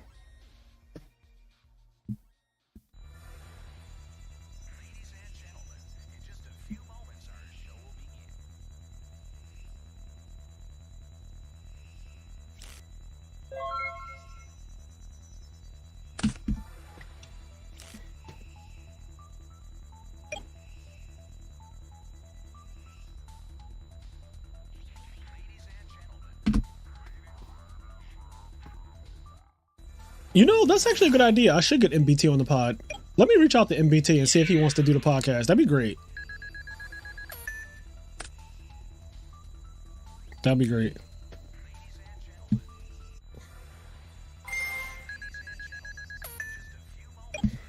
My friend is such a troll. He's such a fucking troll. He's afraid of you. Yo, that is the funniest clip I've ever seen. Let me see if I still have that in my I want to see that clip is so funny of MBT talking about me playing Tangu.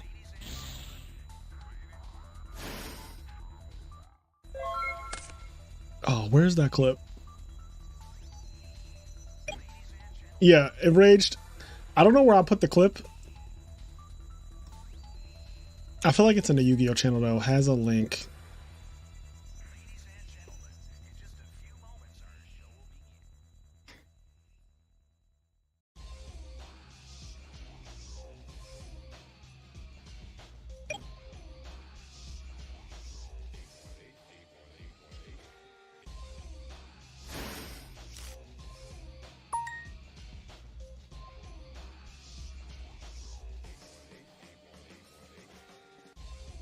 Yeah, you sent it to me and I put it in the channel. Okay, Discord is... What? Search. Can I search? Can't I search from a user? User.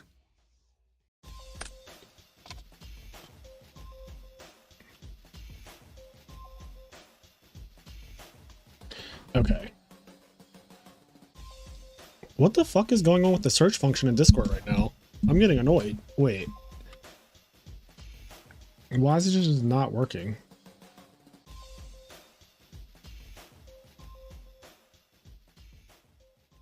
Thank you, Enraged. But now I'm trying to figure out...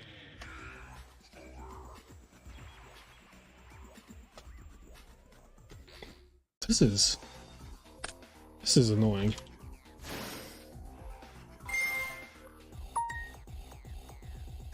Anyway, Enrage got my back. All right, we have got to watch this. I'm sorry, I'm gonna derail the I'm gonna derail this duel for a second because this clip is just so funny to me. But just like, look at this clip. This clip is hilarious. You see Fraser Smith has started testing for Tangu Plant? I am so fucking afraid of that guy. I'm scared. Fraser Smith, personally, is responsible for so much innovation in this format in the absolute scariest direction possible. Like, I feel like if he sits down and labs the format for 2.5 weeks, like, really heavy, it could just come out looking completely different. And I'm like, Fraser... I love that clip is so fucking funny. MBT was just losing his shit. Let me turn this down. Where's my volume? There we go. There was one part where he's called me like Batman or something, or somebody said something about me being Batman. I was like, what is happening? He's like, I am fucking scared. I don't know what that train video was in the background, by the way. I have no idea. Did he just bounce his Amaryllis?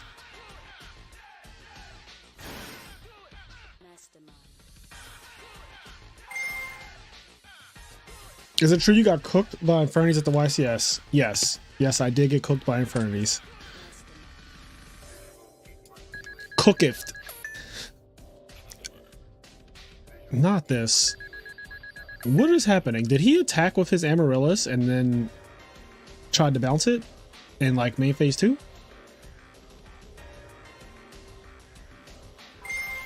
Now I'm saying that's how he starts his stream, with a random train ride. That's kind of cool. If I ever hear Fraser's working on Aliens, I'm gonna buy everything, even if it's a joke. Not Aliens. Aliens, I think Aliens don't have any salvation in this format. I don't know what format they could work in, but I feel like if Phoenix Chain was better in Edison, then we would have something to talk about. Like if Phoenix Chain was a better card. What version of Stratos is the best? Ulti, in my opinion. Or actually, I guess it would still be Ulti, but no, it wouldn't be. Actually, it would be. In French, his name is Elemental Hair Airman, I think, in French. So if there's an Ulti French Stratos, that would be the best one. Oh god, not this being game. Not this being game on board.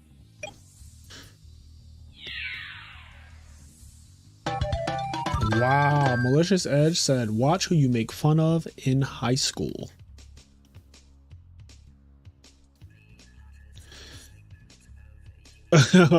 Yeah, we can ban Slexin, talking about the New Art Ultra. How dare you? That fucking ugly Stratos. Not the uglier Stratos.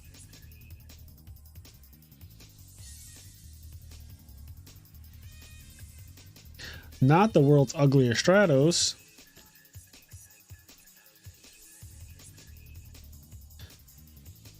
Oh damn, you missed when I went on a win streak with Aliens and an internal, only losing the Hydro Pump on Black Wings in game 5, best of 5. I don't know how you did that. I have no idea how you did that. Every time I play against Aliens, I'm just like wondering what they're trying to do, but then by the time I figure it out, it's too late. Like they already lost. Excuse me. They already lost. Like I'll just, because when I've played against Aliens, I'm always playing Black Wings for some reason. Like I've never played them with Frogs. So I don't know how that matchup goes. But when I play with Black Wings, Icarus attack just absolutely does the most.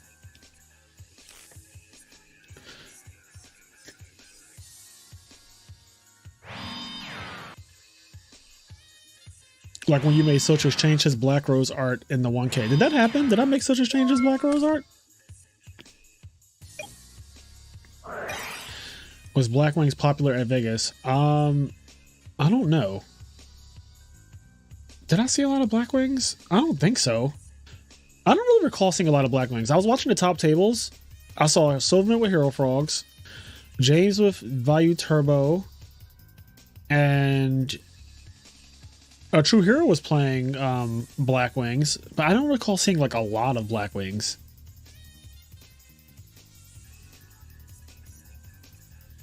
What are you eating? I was eating Oreo Thin Mints, which are insane.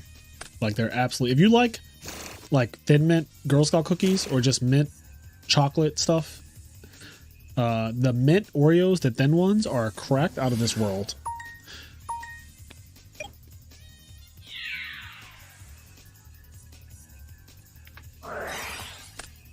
Hydra, where the fuck you coming up with these random statistics? Don't just be lying to my chat. Where are you getting these statistics from?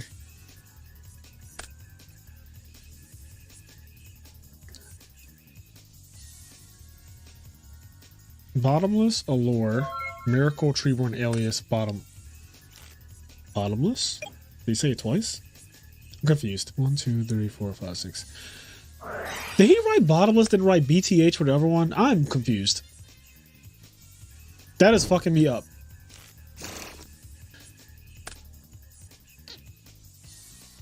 They sound like good statistics. They sound like every other statistic, just random fucking numbers. I feel like Hydro's just putting random numbers.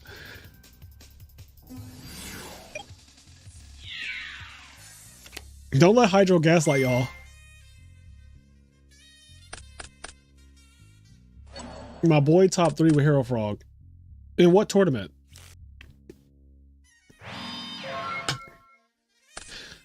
Best Synchro and Edison. Brionic the Ice Dragon. Dragon of the Ice Barrier.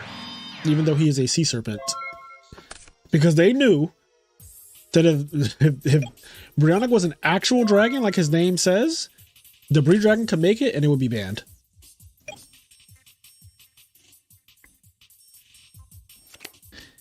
It would just be banned.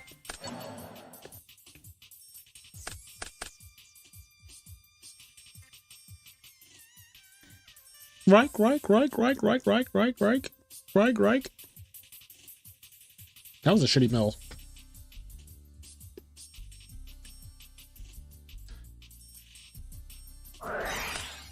Okay, that was a good mill. Look at that. Perfectly balanced, like all things should be.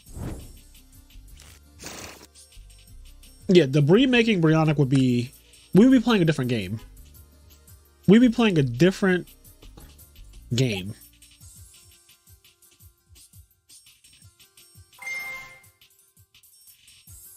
Because the Bree Dragon is fully at 3. Oh, he crowed the shit out of that thing.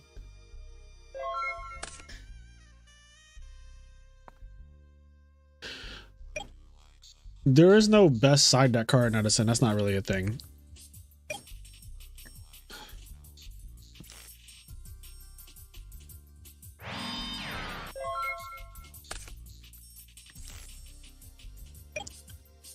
If you ask Edison players from 2 years ago, they probably would tell you like DD Crow or Cyber Dragon, but those cards both fucking basically suck now because of where the game is. No, Hydro, because you're spouting random statistics. No, I do not need a co-host.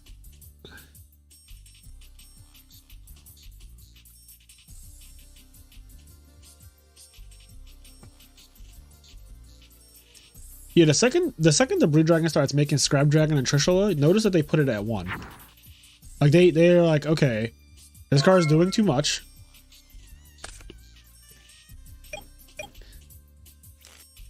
Let him cook. No.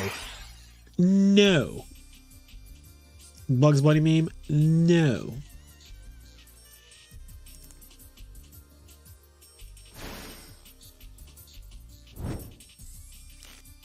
Roto for Stratos, get his ass.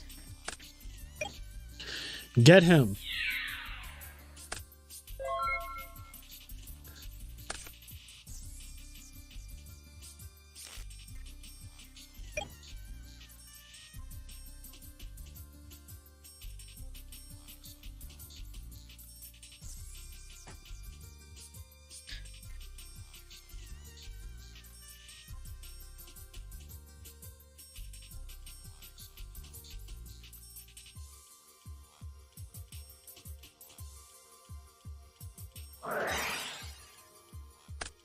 Here she comes.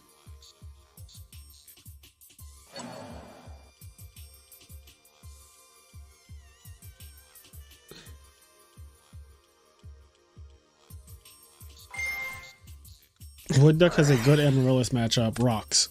Yeah, I bet Rocks do have a good Amaryllis matchup. They play Fossil Nine and main decked.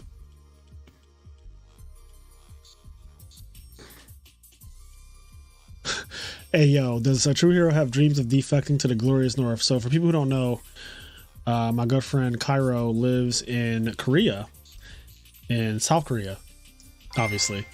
And you're talking about, does he have a dream of defecting to the glorious north? And I'm going to say, without consulting him, that he does not have a dream of defecting to the north of Korea.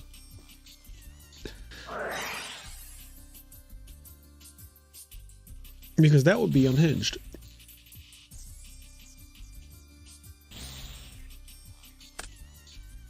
Then burial it all back.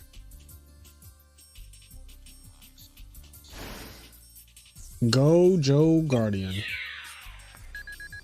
Yes, a true hero lives in Korea. He is from the United States. He is a U.S. citizen. But he lives in Korea. He lives and works in Korea. He's been there for like 7 years now. Who's Patreon?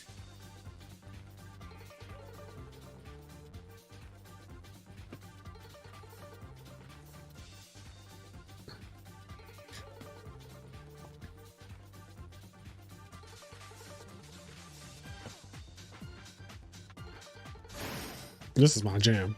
This is my fucking jam.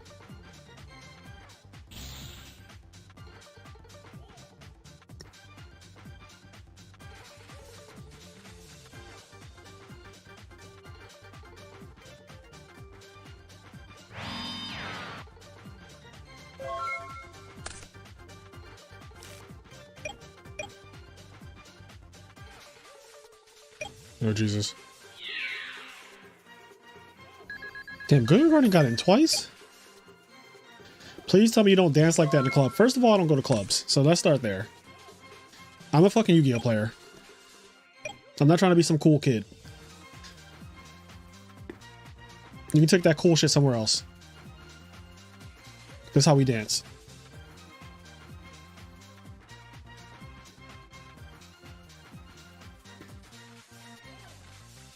Turn my shit up.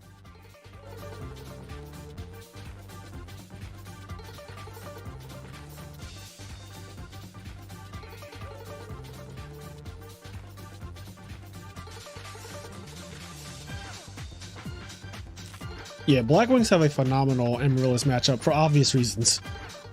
For very obvious reasons. Black Wings are like, oh, you have a zero defense monster that just can't be summoned in attack position? Nice.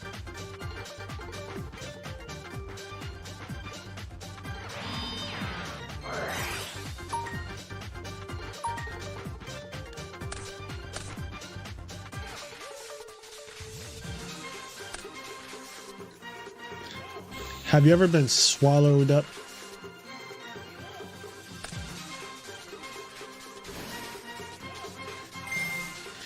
Special Swap Frog. Do we have the Caius? What is going on here? Oh, he could also have Miracle Fusion. And there is a Necro Garden. That's troublesome. That is troublesome.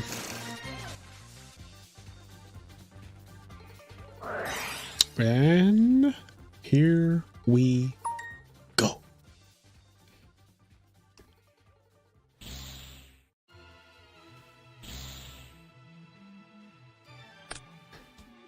I love Miracle Fusion. It feels so good to resolve that card.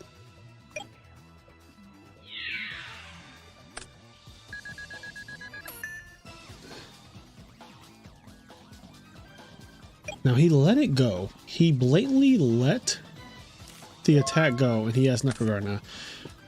Then he bounced his Swap Frog, knowing that this can get stolen for game. So I'm very curious to see how this is going to turn out. I'm very curious how this is going to turn out.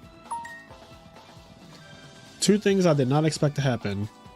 That attack going through with the Necroguard in the grave, and Swap Frog being bounced when Absolute Zero can be stolen for game. Okay, well, looks like no one got penalized for their play.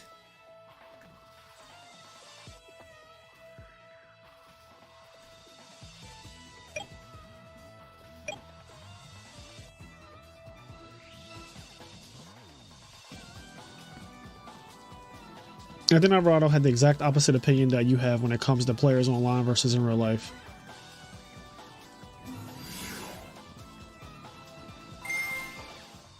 Me and Anthony talked about online versus in real life. Like, obviously, there are a lot of people in real life who are bad, but like, I play people who are bad online all the time and in online tournaments too. And then once you get to like round 3, 4, 5, 6, 7, you're just playing good people in both of the settings usually, especially when we're talking about YCS level. Now, we're talking about like a local PS5 or Switch tournament or some bullshit like that. Like, sure, you know, you're only playing the people who literally are from the immediate area. I wonder what decks will become better than at Value is rolling the floor mat.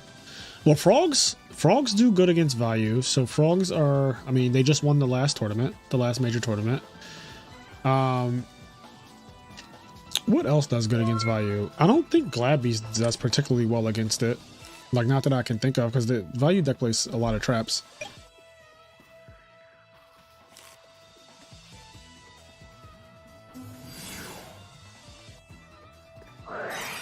Bottomless trap hole. That's a... It's kind of funny.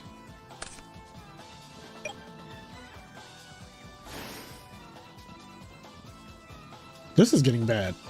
Like this absolute zero came down and it has been dark.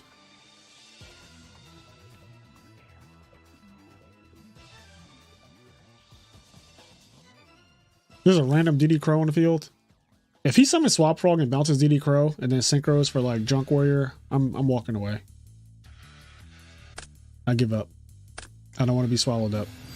Okay, this is also just completely reasonable and fair, and absolutely nothing wrong with this play whatsoever.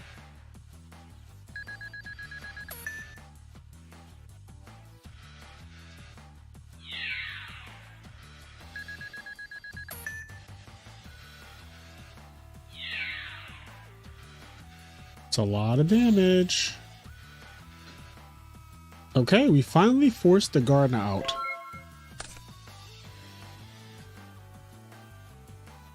Yeah, Gladbeasts love playing against frogs. It's one of their favorite matchups.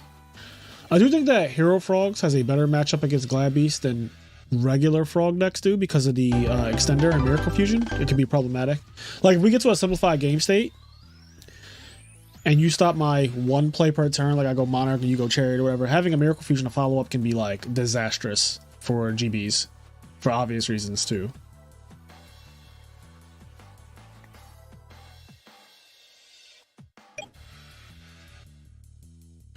Okay, Black Wings. Okay, Value Turbo. Boring. Boring. Ooh, Instant Fusion Zombies. Now, this deck has a lot of buzz. Instant Noodle Zombies.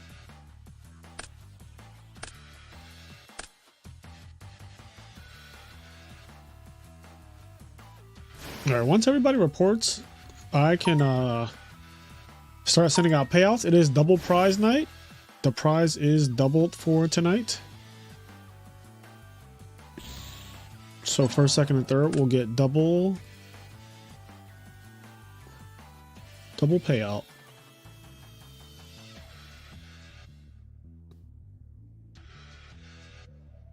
Oh, there's actually... So we just watched Itachi versus Big James, and Itachi won that one. Is Dankarm? Okay, wait. I think that there are more matches going on. Is Dankarm still playing? He is. And they're going to game 3. Look at that. Look at this. Game 3. I'm going to have myself an Oreo.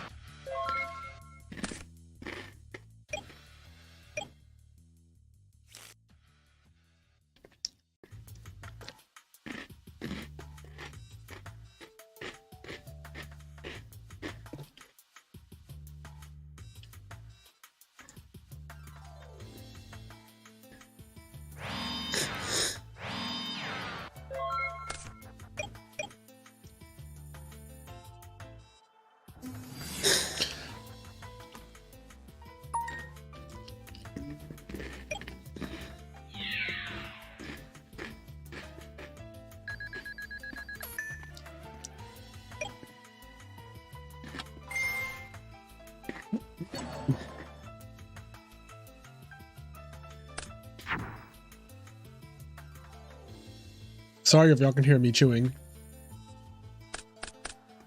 A little fucking Oreo ASMR. James Dark said, I wish I knew it was double. You gotta play first, bitch.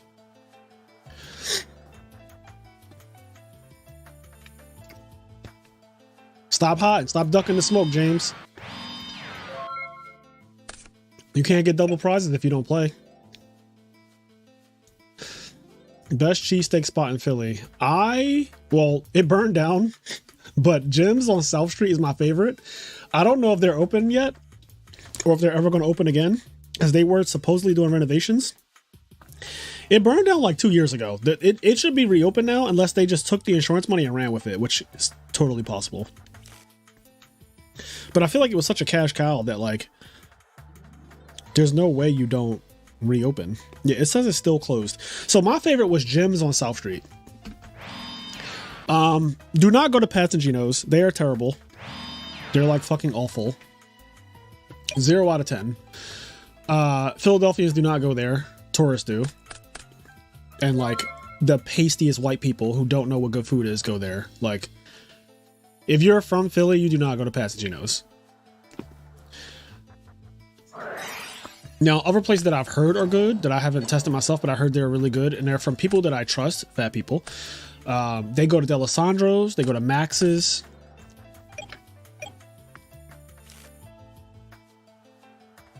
Oh, also, there's another cheesesteak place. You know, I might go one tomorrow while I'm playing RBET. It's from this place called Angelo's, which is actually one of the best pizza spots in the country. It got like a Barstool Sports, or Barstool, whoever. They gave pizza from Angelo's a 9.3, 9.7, something like that. Like, it's really high rated. But they also have cheesesteaks. Angelo's has cheesesteaks, and Angelo's cheesesteaks, I have had it before, and it's very fucking good. And now that I'm thinking about it, I kind of want to get one tomorrow, even though I'm trying to lose weight. Look at what y'all do to me. Y'all bringing up food and shit.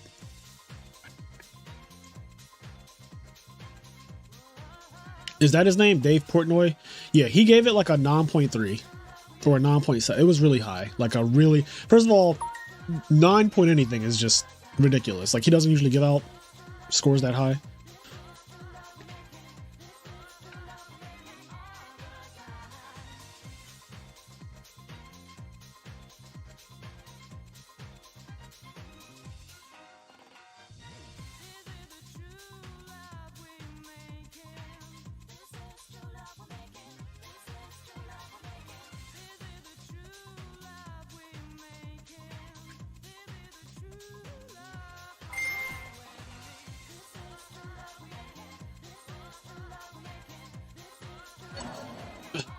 Me when food exists. Y'all trying to make me fat? It won't. I have a fat person's spirit. Like, I am only skinny because of virtue of my metabolism and genetics. Like, my dad and mom are pretty skinny. At least they, especially when they were my age. When they were my age and younger. Yeah, no, the stream, I have like the best music for streaming. It's not close. We are not going to get on this Beyonce's internet and lie. I have the best streaming music. Easy. I cleared the music on stream. But yeah, my mom and dad are like pretty skinny, and they were really skinny when they were young. So I just have like the genetics from that. But I eat, if you follow me on Instagram, if you see the things, like, I just eat fucking awful. Like, I eat just like Silverman, but I don't look anything like Silverman. And it's not because I'm black.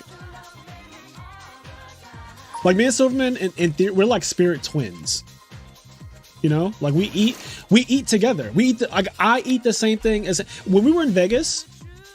We ate the same thing, like, literally. We even got 2 meals, right? So we were like, I want to try the spicy cheese tortellini with bacon wrapped shrimp, and I also want to try the chicken parm with spaghetti, and I want to try the tiramisu, and I want to try the cheesecake. So we were like, how about we order both of the entrees and both of the desserts and both of the appetizers, and we'll just like share them. And I also had 2 drinks. He didn't have any drinks. But we ate all the same food. And we often eat the same exact food. But look at me. And look at my good friend Steve. And it's just purely genetic, you know? Now, granted, I do go to the gym every once in a while. I do work out. But like you can work out all you want. If you eat fucking 3,000 calories, like you're gonna gain weight. Like you're not. Like I've definitely gained weight in Vegas because I ate so much food in Vegas. Like I went to the Bacchanal buffet.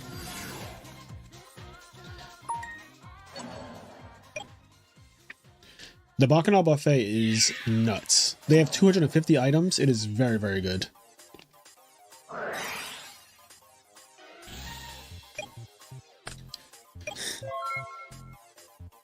The Bacchanal buffet. Look up the menu for Chicago Cheesesteak Company, Springfield, Missouri? I don't know. Chicago Cheesesteak Company, what is that?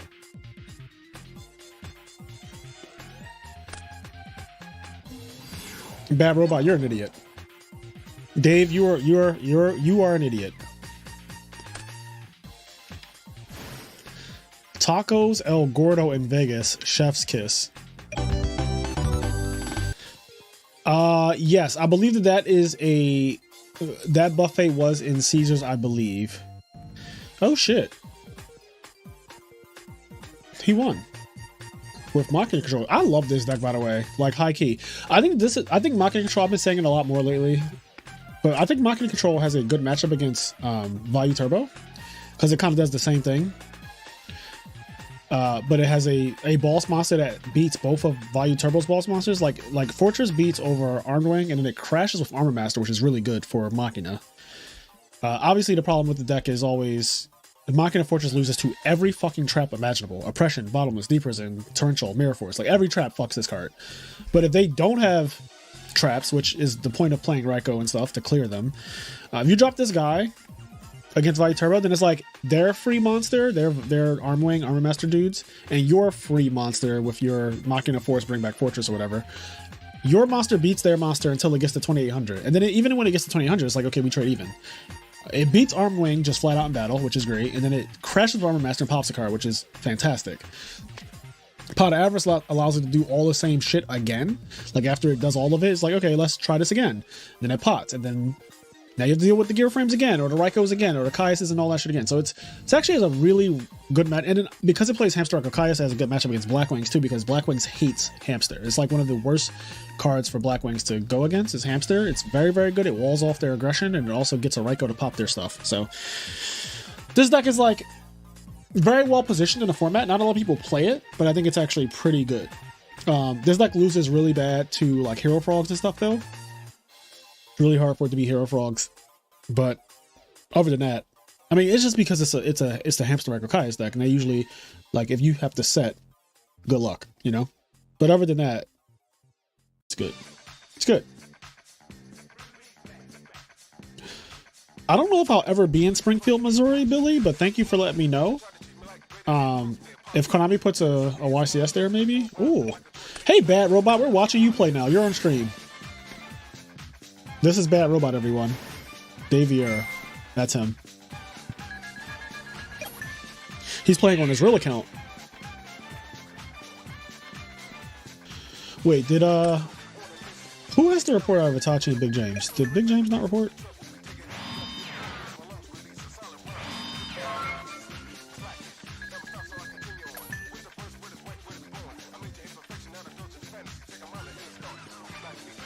I feel like I watched Itachi win with Hero Frogs against Amaryllis, but I just want to be 100% sure before I just like, okay. I don't want to just like auto click the thing and then it'd be wrong.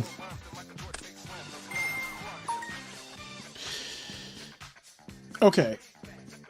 So that's all of the rounds. Itachi went undefeated. He won the tournament, so he will get first place with double the prize.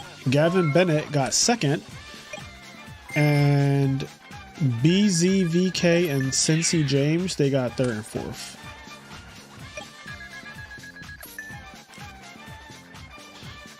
So what I'm going to do, I have a, whoops.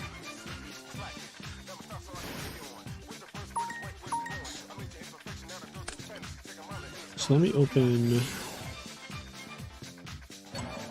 Let me open this bad boy.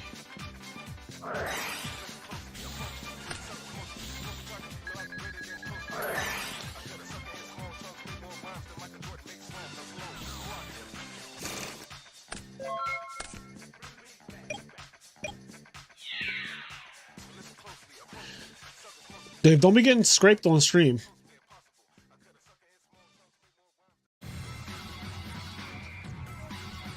Bad Robot is ranked number 1. Is Bad Robot really ranked number 1? Are you really ranked number 1? I'm gonna go check. Don't fucking lie to me.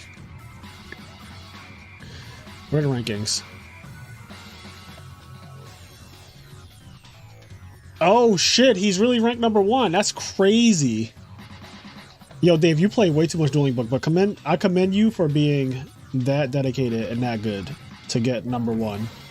Because that is not easy. That is not easy, King.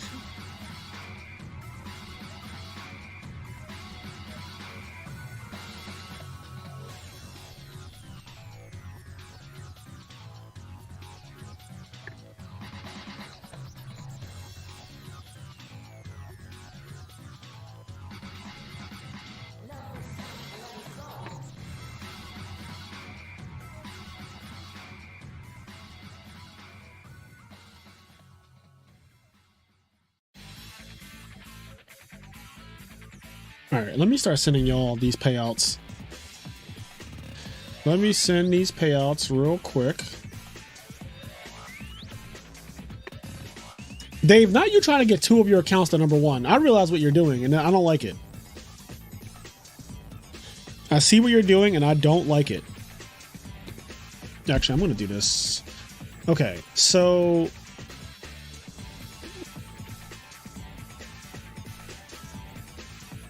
I gotta log into the IMNerd podcast PayPal account.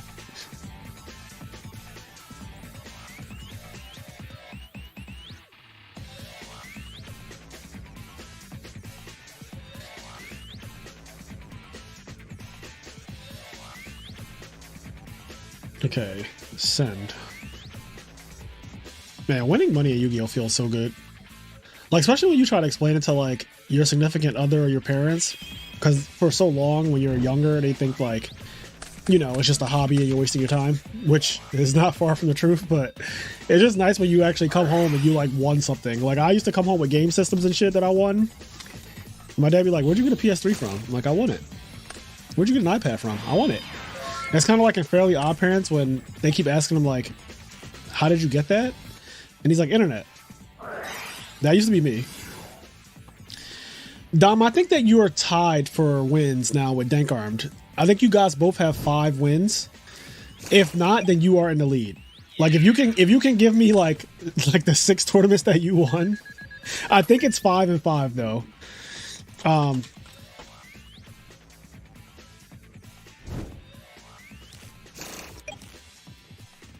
But it could be you've won so many that I've lost track. So forgive me if I don't know if you've won 6 tournaments now, but I know for a fact you and Dankarm have to be tied now. Like, no question about that. That part is very clear. That much is clear. All right, I'm sending you your 40 now. All right, so next I have to do Gavin. How did Gavin pay? Did Gavin pay through PayPal? Because Gavin got second. Yeah, Gavin paid through PayPal. Okay, good. I like when people pay through PayPal because I can just use the IMNerd podcast PayPal account to do everything, which is easier and cleaner from an accounting standpoint. Something that you guys will never have to worry about. But I do the accounting for this business as well. It is not fun. Oh, Gavin, you're from Canada. You are from Canada. Now, okay. So Gavin, how much does he get? All right. I am going to send you your $24. Now, if it tries to charge me a fee, because sometimes this thing tries to charge me a fee, which is annoying. Yep, it's trying to charge me a fee. Okay, all right, 1 second. We're going to go back. God damn it.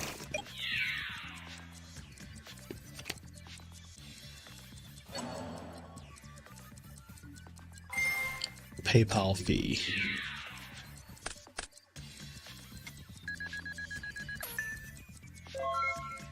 All right, let's see how this looks.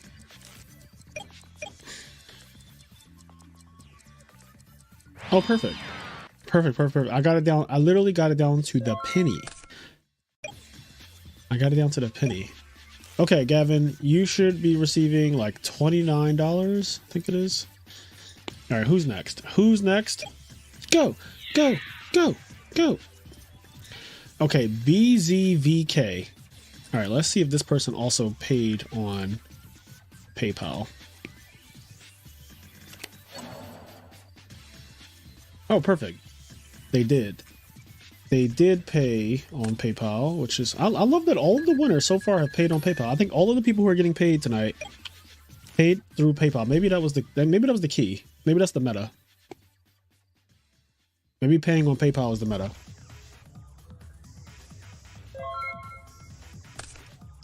Third place. I am there on my local 16. Okay. You better not be losing, Dave. You losing? I feel like he's losing. I feel like I can hear it. Like I feel like I hear him losing. All right. All right, and we have one more person, Big James. AKA James Frazier. This man has my first name as his last name.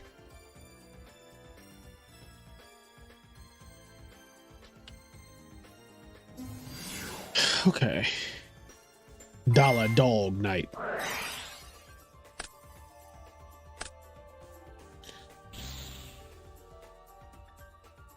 What are y'all talking about? It charged me a fee when I sent. Ah.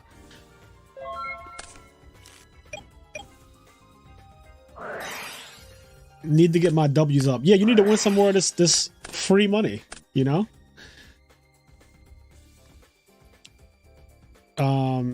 You know, Dominique Roberts won the tournament. We are now watching Bad Robot, aka Dave Vieira. He's ranked number 1.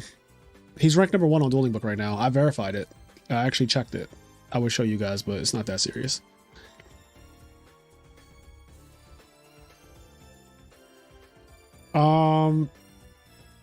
Okay, I sent everyone's payout, and for transparency, I always post like a little picture of the payout in the Discord so that everyone can see it.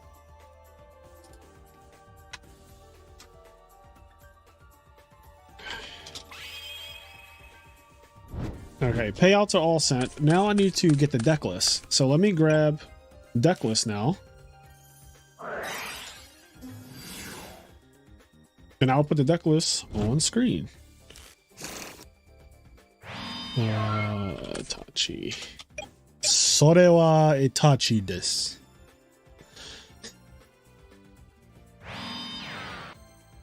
Dozo yoroshiku.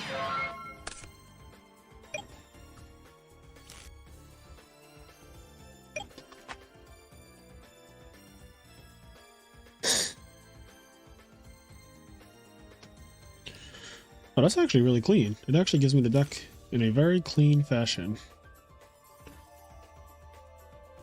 Okay, well, here is... I don't know if you guys can see that, but this is Dom's deck from tonight that he won with.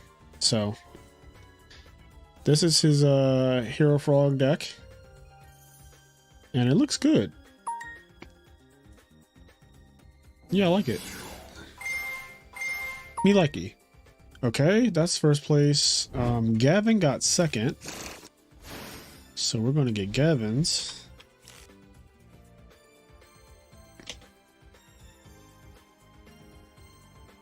Now, if you need to, you might need to pause the video. If you want to, like, you know, get the... Oh, Gavin got second with fucking Flamvel. I didn't even notice that. I did not notice this man was playing Flamvel.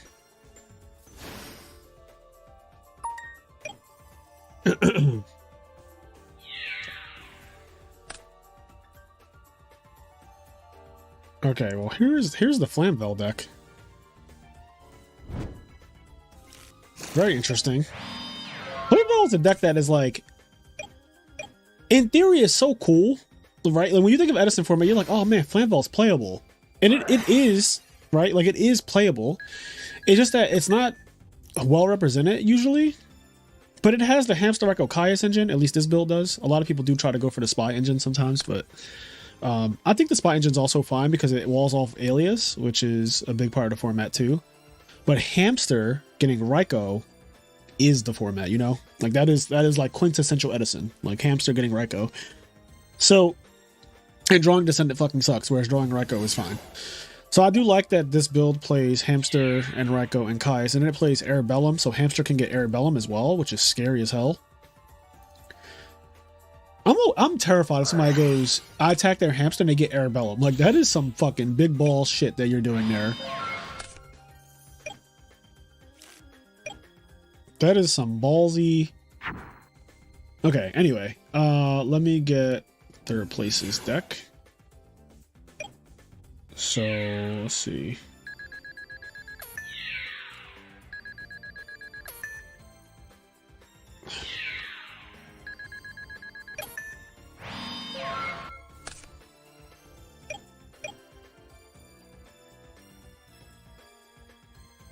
Oh man. Oh, this is the Machina Control build. This is my personal favorite deck in the tournament. Good old Machina Control. Isn't she beautiful? Look at that. We got a ton of Hamster Raikou Caius decks.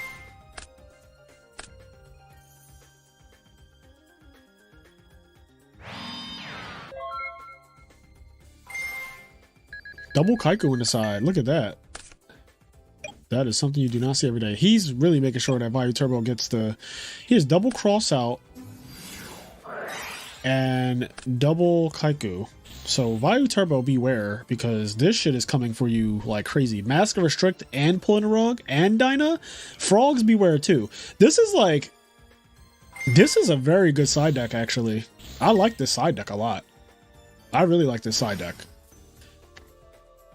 Is someone actually playing Rescue Cat? Was there Rescue Cat being played? Oh yeah. The deck that got second was playing Rescue Cat. You can see this on my screen. I don't know how this is showing it right now, so let me double check that I'm not like, oh, so the chat is in the way. Yeah, the deck that got second is playing Rescue Cat. I didn't even realize, but like, yeah, this build is playing Summoner Monk and Rescue Cat and Air. That makes sense with the Arabellums. I did not notice that. But Summoner Monk turn 1, discard a spell and get Flamvell Fire Dog. Or not Fire Dog, Magician, and then Synchro for Stardust. And if you have like one of your 6 traps or Book of Moons or whatever, you can like, you know, protect it. And then next turn maybe summon another guy and rekindling the Flamvell Magician back and make another guy. I can see that being like some high tempo, or just rekindling and then Tribute for Caius is also strong.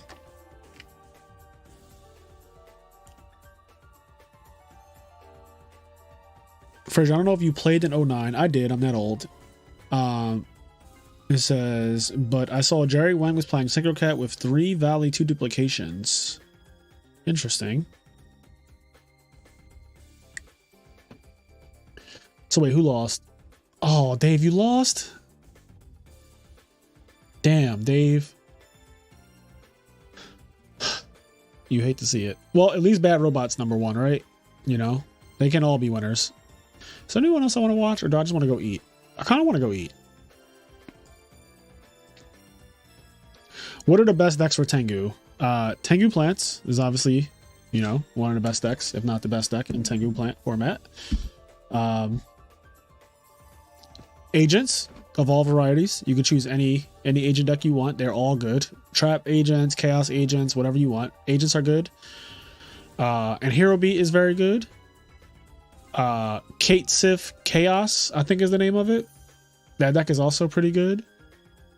And those are the ones that I like. Those are my 4. Like, those are my 4. If you ask me right now, it's Tangu, Agents, Hero Beat, and the Kate Sif Chaos deck. Those are my 4 decks that I like in the format. And I also think that those are like the best decks in the format.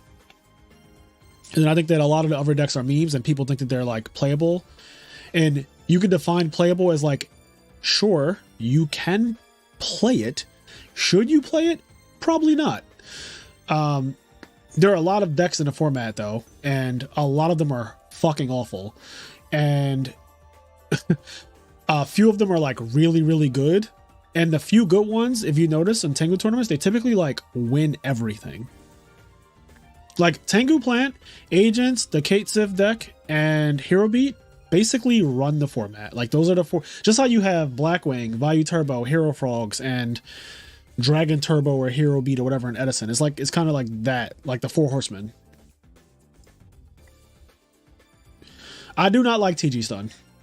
I do not respect that deck. I know it's not a bad deck, but I just want, I don't think that there's any reason to play that deck. I just do not like the way it plays. I never did when I was younger. I still don't. Yeah, so TG Stun is not for me. Like that is, I'm not going to vouch for that deck. Obviously it's a deck that you can lose to. I would say it's like tier 1.5, but I think solid tier 1 decks are Tangu, Agents, Hero Beat, Kate Civ Chaos. Those are my like tier 1 decks. I'll make a tier list. Should I make a tier list video? You guys want a tier list video? I promise you it will not have 70 decks on it, and it will not have 33 decks in fucking tier 1 because that is not real. You can't have a tier 1 with 30 fucking 3 decks in it. So I can make a tier list for a Tangu Plant format. That'll be fun.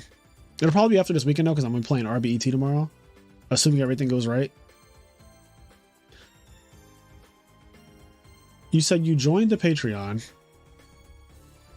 Oh, okay, I see it now. It just showed up. It just showed up.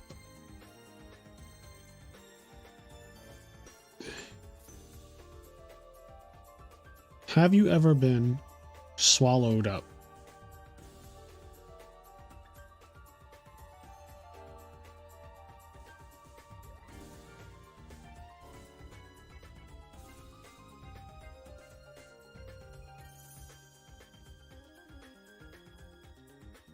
La, la, la, la, la.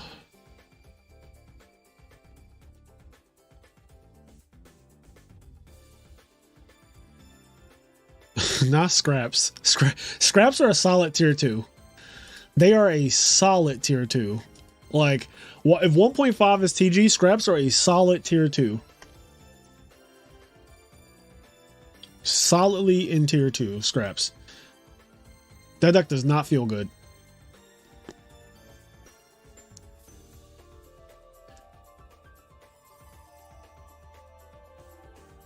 Yeah, scrap was my shit. Your YouTube channel has me playing scraps, and like there's like 10 duels of me playing scraps on your YouTube channel. I don't know why I loved that deck so much when I was younger, but it was one of my favorite decks. I was a scrap kid. I was a fucking, it's funny because we actually had a kid in our area who we called Scrap Kid because he just played scraps, obviously. He was really good at the deck too, but we called him Scrap Kid. I didn't come up with that name actually, but Silverman I'm pretty sure came up with that name because Silverman nicknames almost everyone. Oh man. Fraser, what are your thoughts on adapting the 2009 Salvo deck into Edison? Well, considering that we don't have Dark Strike Fighter, I do not think much of it at all, to be honest. That is someone else's job. I'm not the guy to like resurrect decks that are, or like adapt decks that are like kind of lower on the totem pole. Like I like broken decks and I like making broken decks better, but I do not like decks that I don't feel like I can win the tournament with. Like I don't feel like I can win the tournament with Salvo. I don't think that Edison is set up in a way for Salvo to win, and that bothers me personally.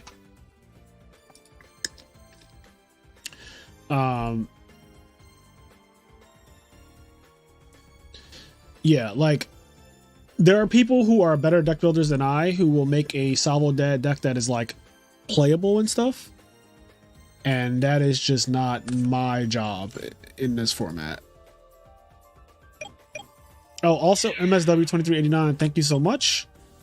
We just hit over 3,000 subs on YouTube, which is fucking insane. So thank you everyone who is subscribed to the YouTube channel. If you're watching this and you're not subscribed, please consider subscribing. That'd be great. I hope you guys are enjoying Who's That Yugimon. Now, see, if you want to know if something can top, 100% Salvo can top. It might have already, but Salvo can definitely top a tournament. Like, somebody can come up with a machine build playing Black Salvo that I believe could top a tournament. 100%. Because I do think that pretty much every deck can top a tournament. Like, if Neospatians can do it, I think Salvo can do it.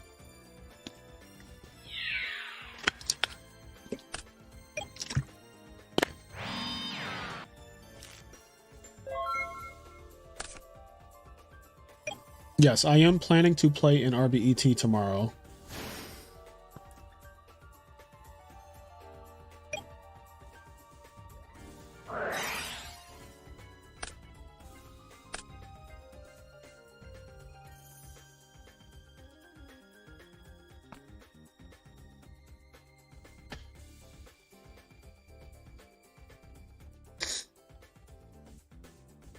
Where's that noise? It sounds like a phone vibrating. Would you ever play a deck that isn't Hero Frog? Yeah, I play more than Hero Frogs. There are decks that I like, and usually if you watch the YouTube channel, you'll see me play like a lot of different decks. I just don't like entering tournaments with decks that I do not think I have a shot of winning with. If I feel like I genuinely cannot win the tournament, I will not play that deck in the tournament.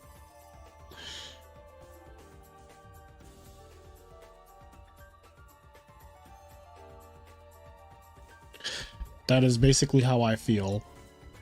Like, I really like I said, Machina Control. I like that deck. I like Diva Hero Beat.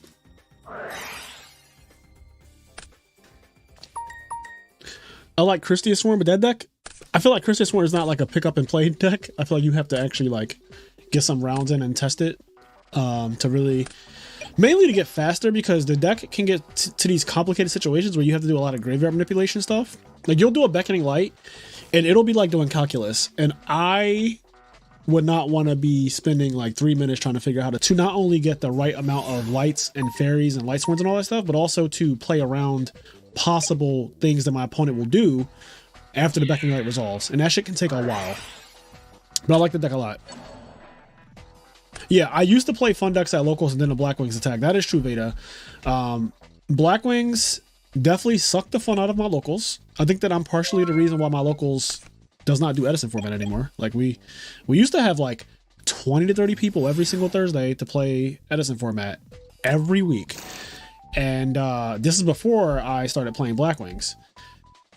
And then I started playing Black Wings. And locals got smaller and smaller and smaller and smaller.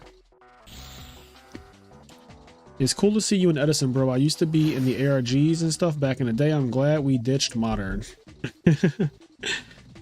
Yeah, Modern's not for me. Very different game.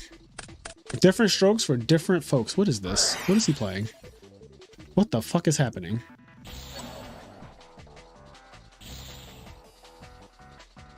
This is rude.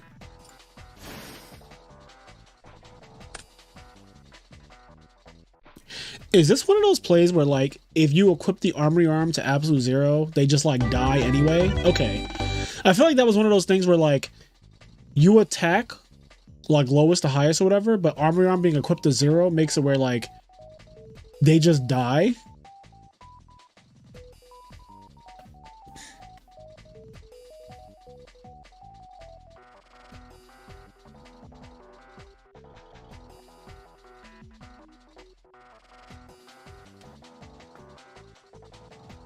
I don't think that it's that my local can't beat Blackwing, because my locals 100% can, like, beat Blackwing. I just think that it's not fun to get Whirlwind, you know, by the same person every week.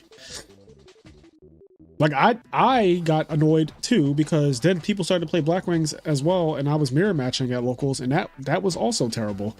I think the Blackwing mirror match is one of the worst mirror matches in Yu-Gi-Oh! It is fucking awful.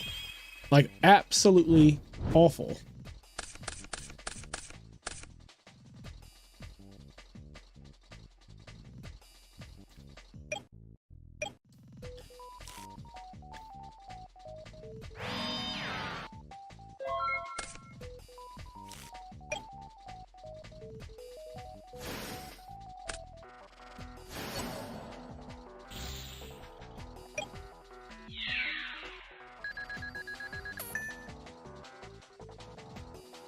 Guys is so good.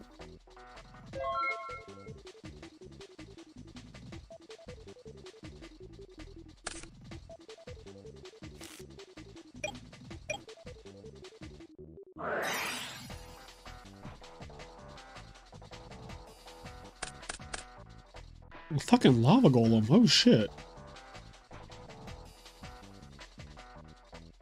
I'll tell you, Six Samurai 2011. Because Gateway fucking procs off of your opponent's summons as well. It's absolutely terrible. Pretty much every mirror match where there's a continuous spell involved, it's bad. If the mirror match has a continuous spell, I promise you it's not a good one. Wind-ups, Black Wings, Six Samurai, they're all really bad mirror matches. We're lucky that Whirlwind does not proc for your opponent's Blackwing summons, because that would be atrocious. That would be atrocious.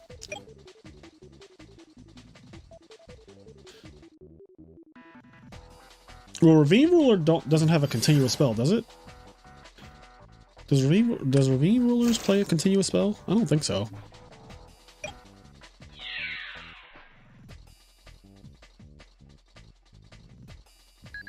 Unless I'm forgetting. It has been over 10 years.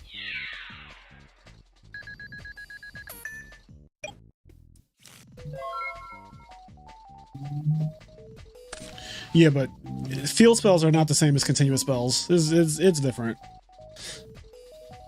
Field spell wars do suck though. But they don't suck like if I summon, you get 2 counters on your gateway. They don't suck like if I activate my Wind-Up Rabbit, you get a fucking search.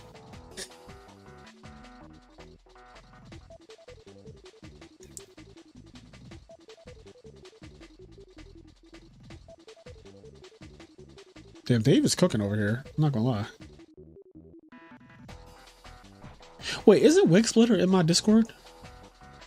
I feel like Wig Splitter is in. Maybe I'm imagining that.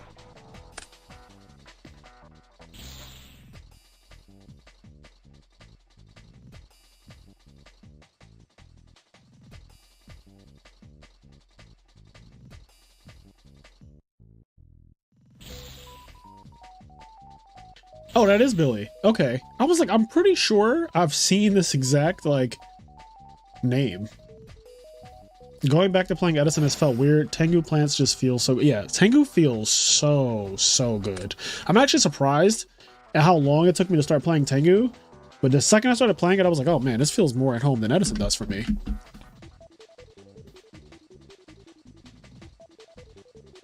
Maybe that's because I topped YCSs in Tangu format, whereas I did not during... Well, Edison was one tournament, but I wasn't very good during Edison's Yu-Gi-Oh! Period. Like, this is before I was really... Like, I was decent. I topped regionals a lot. Like, I think at the time of Edison, I had like 20 plus regional tops, but I had not topped a YCS yet when SJC Edison happened. But by the time Tangu Plant happened, I had already topped like 6 YCSs and nationals.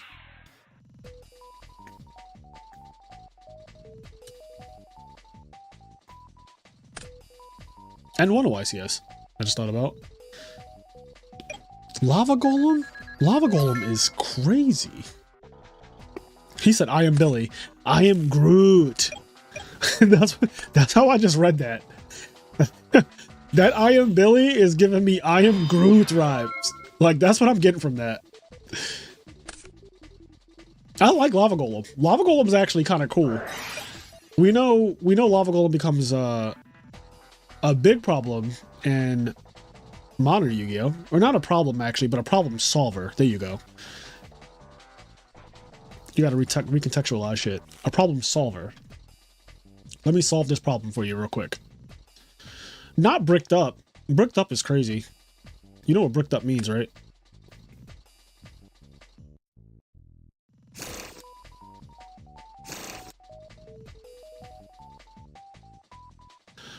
I have to do my Japanese lesson or else this bird is going to start yelling at me.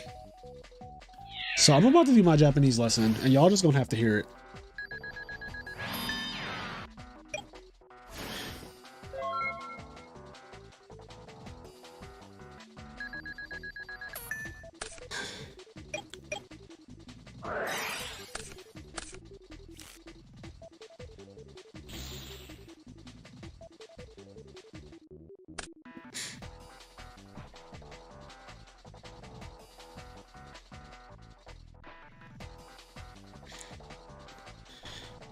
Okay.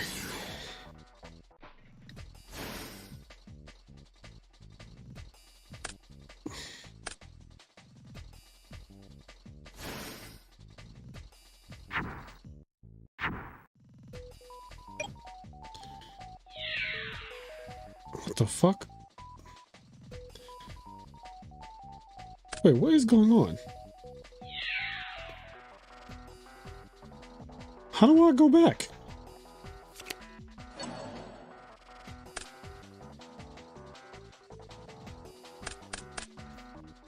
Oh, that's so cool. I'm in like I like graduated on Duolingo. I didn't even know that.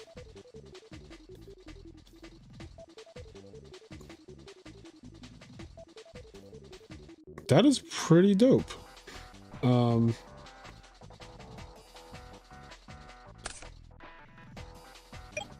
am...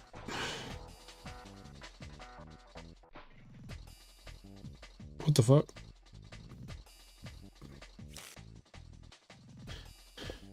Okay, I'm just gonna do this. Alright, I'm gonna complete my Japanese lesson real quick, and then I will be with you guys in a second.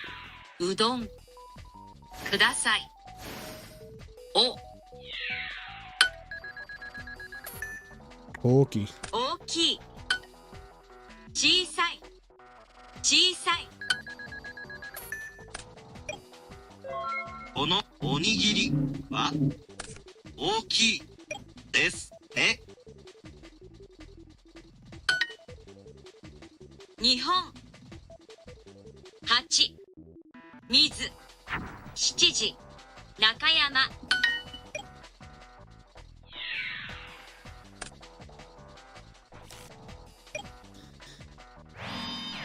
天ぷらは100。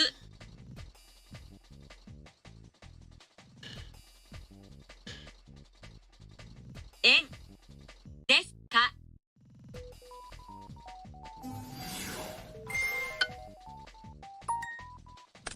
このそばは高いですね。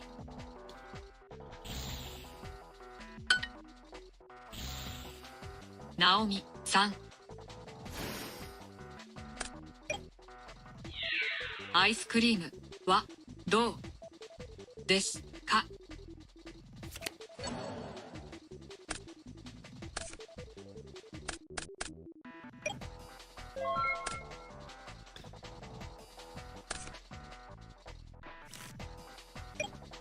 水をください。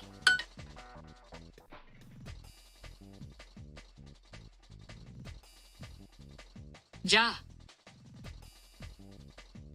サラダを一つください。そのレストランは高いですか？田中さん。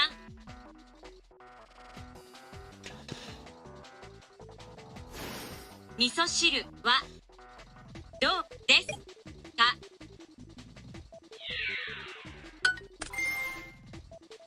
すみません。紅茶を3つください。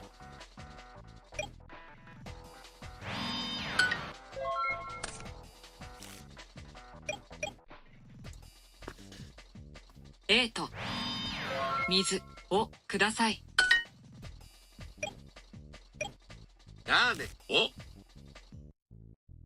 2つください。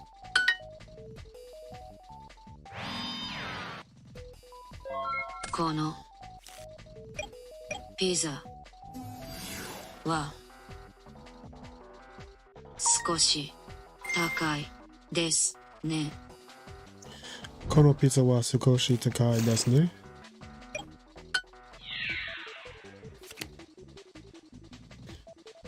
アイスクリームアイスクリームを一つください。ください。うどん定食を3つください。All right. Get more with Super Duolingo. All right, we are done with Japanese for today. That bird, literally, if I do not take my lesson every single day, it'll start threatening my family. All right, chat. What you guys been up to? You know the game went sideways when Lava Golem is the problem solver. Yes, that is... Whenever a car from 2004 has to come and save the format, it can't be good. It just can't be. I wonder if Duolingo gets enough revenue to hire a famous voice actor for each respective language to do voiceover. That's actually not a bad idea. I want to assume that Duolingo, as big as it is, has already like considered that or done that or something. Because I would love to hear Morgan Freeman trying to teach me Japanese. Yay, Dom is playing an RBET. See, Dom, he had to go to his wife and be like, look, babe, I want some money tonight. Can I play an RBET tomorrow? And she was like, you know what? If you use that money that you just won to take me out, you could play tomorrow. He was like, yes. Yes. Yes.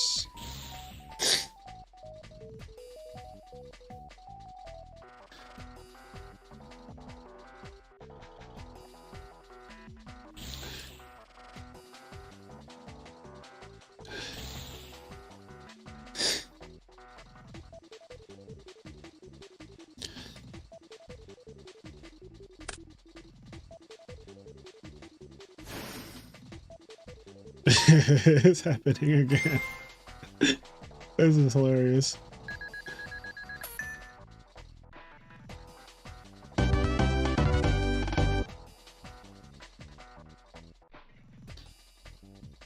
Ooh, is this the bracket for tomorrow? So far at RBET, there are 54 players.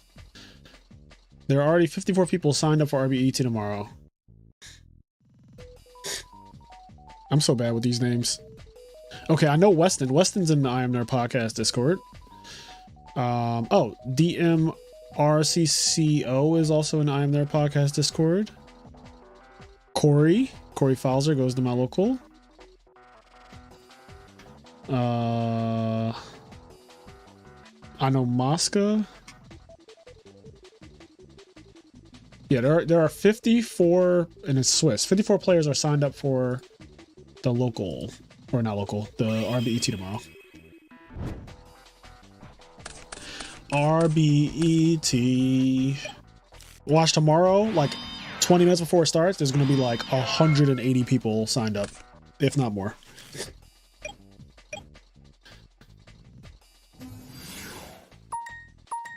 Oh wait, you're not married, Dom? I don't know why I thought that you were married.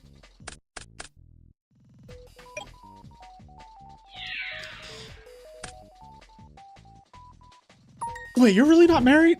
Am I tripping? Did I think that? I assumed that you were married, I guess? You have like a whole family.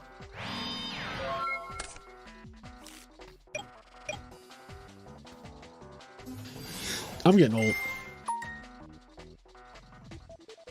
I used to be. Oh.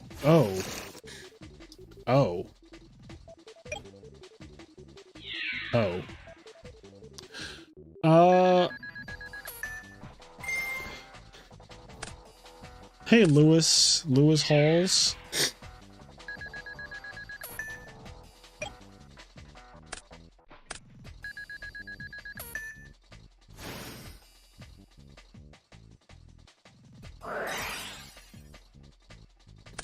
I'm divorced, but we still live together. That's my bestie. Okay, well that's good. That's good. You know what? With the way the economy's set up and inflation, if I was divorced, I'd be living together too. Fuck that. We gonna continue to pay these bills together. We're in this together. We came in this together, and we're gonna stay in this together.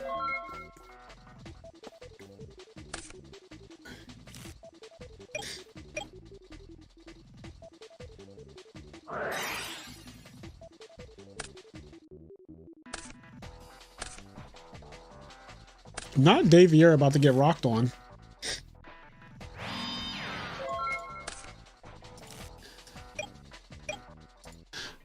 Watch this be me tomorrow. I'm gonna be right in this. I'm gonna be right in this seat, playing against rocks.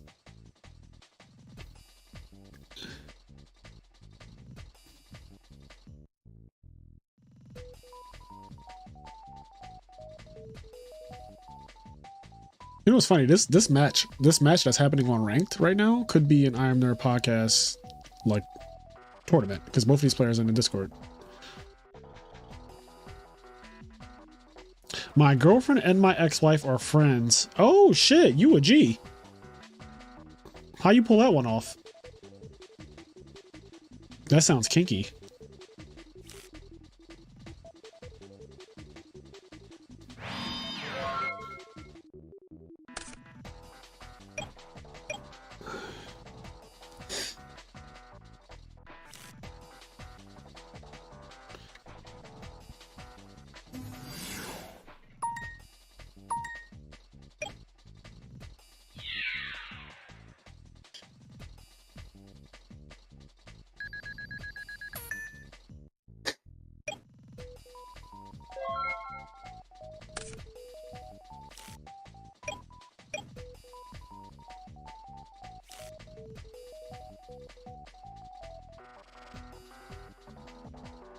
This RBET is happening a little earlier than usual because of it's EU friendly, so it starts at 10 a.m., which if you're a Yu-Gi-Oh player, you know that that's the time that Konami tournaments are supposed to start as well. They never really do, but that's when they're supposed to start. So 10 a.m. is like 10 a.m. from your bedroom is a cakewalk.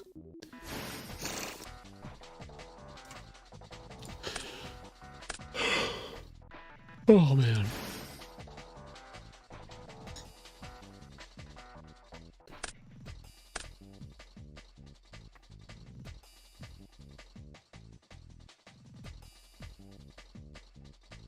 Do you know if we have to register? Enraged, I'm going to punch you in the gillet.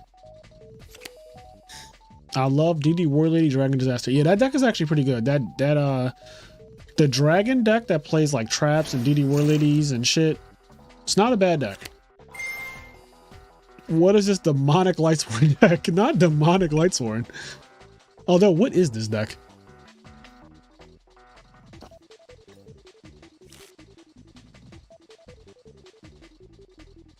You know what's funny? I think Who's That Yugimon from today is actually, is it Garoth? Was today's Garoth for anybody who did Who's That Yugimon today?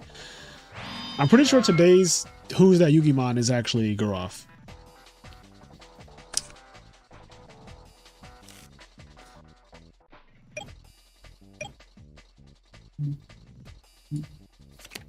Yeah, I'm looking at, I never noticed Garoth's abs. Like, I never noticed them. And then Kenny would fucking, of course, this is the part of the card that he would show. So I'm just staring at like some white guy's abs and I'm confused. Like, what am I looking at?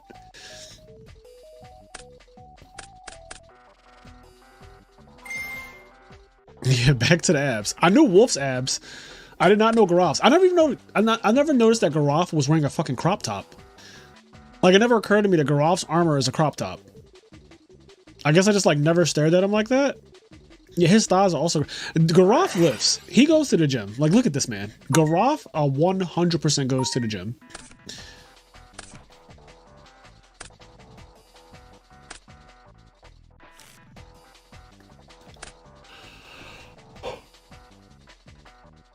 Do y'all look forward to the daily Who's That Yugimon? It's kind of fun. Like, the idea of them is to play, you guys play along as well.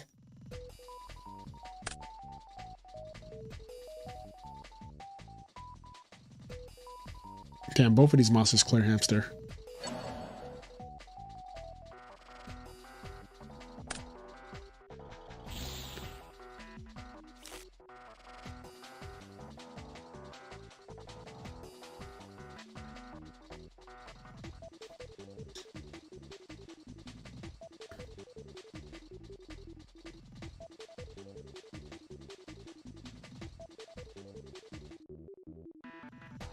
I didn't watch it until you said it this stream, but it's great.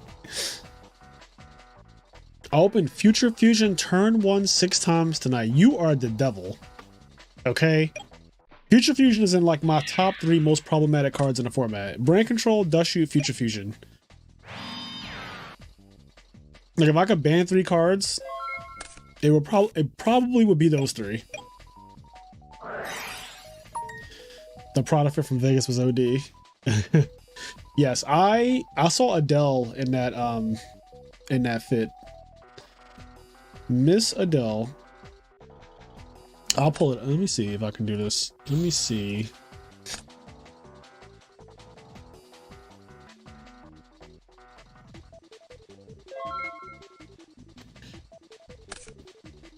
Oh, Lord. Oh, God. Well, my computer seems to think that I'm someone else, so I have to verify my identity right now.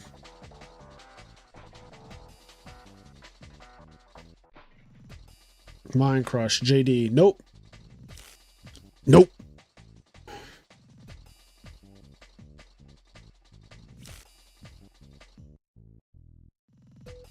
He was like, nope.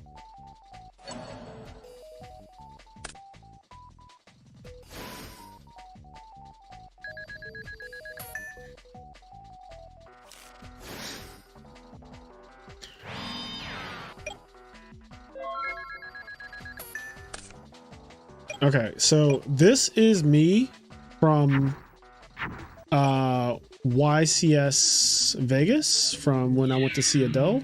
Oh wait, that is not the right picture. Here we go.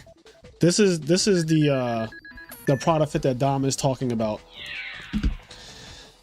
This is me. I just bought those glasses at Chrome Hearts like the day before. So this is on Friday before Vegas.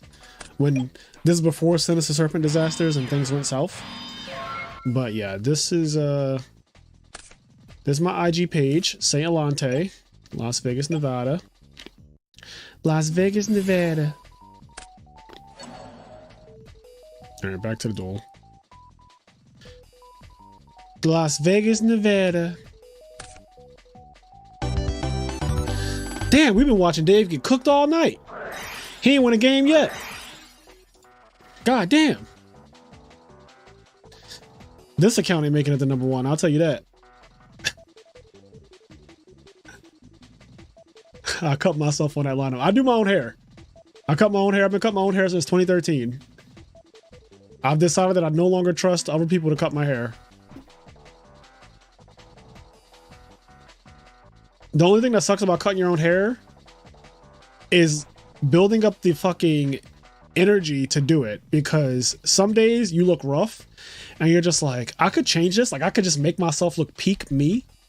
Like you can just become the peak version of yourself at any point when you cut your own hair. Like when you know how to do it, you can just choose to look good at any point, but then you have to feel like doing that, which is like, it's not easy. It's not easy just feeling like you want to do it.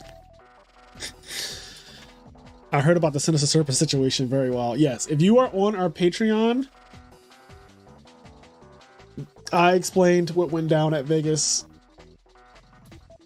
Oh man, I'm about to get off stream though, guys. I do have to get up early for the RBET, which is in less than 12 hours, and I'm hungry, and I'm a little tired. I'm mainly hungry though. I want to eat bad, so I'm gonna go eat. But yeah, you guys have a good night. I will see you all tomorrow. Let's all play an RBET, and hopefully some of us make it into Top Cut. I'm gonna wish you all well. Have a good night. Thank you for dropping by the stream. Thank you for liking it. If you haven't liked the stream yet, please leave a like. It helps out with the algorithm. We also reached over 3,000 subscribers very recently. So we're at like 3,007 subscribers right now. So we're on the road to 4,000 subscribers. And I actually think I'm going to do a giveaway. I just have to plan it with Kenny, but I want to do a giveaway because I have some mats. I have a hamster mat. I have some Light and Darkness Dragon mats that I've won from topping Ultimate Time Wizard tournaments yeah. So I'm thinking about doing a giveaway of like the hamster mat and the Light and Darkness Dragon mat. But more details to follow. And again, thank you guys so much for tuning into the stream. As always, it is a pleasure to host and entertain you guys and talk with you. And I will catch you all later. Yeah, I'll probably, like I said, I'll be playing an RBET tomorrow, assuming all goes well, assuming I get up and Dueling Book doesn't crash on Keegan again. But yeah, have a good night.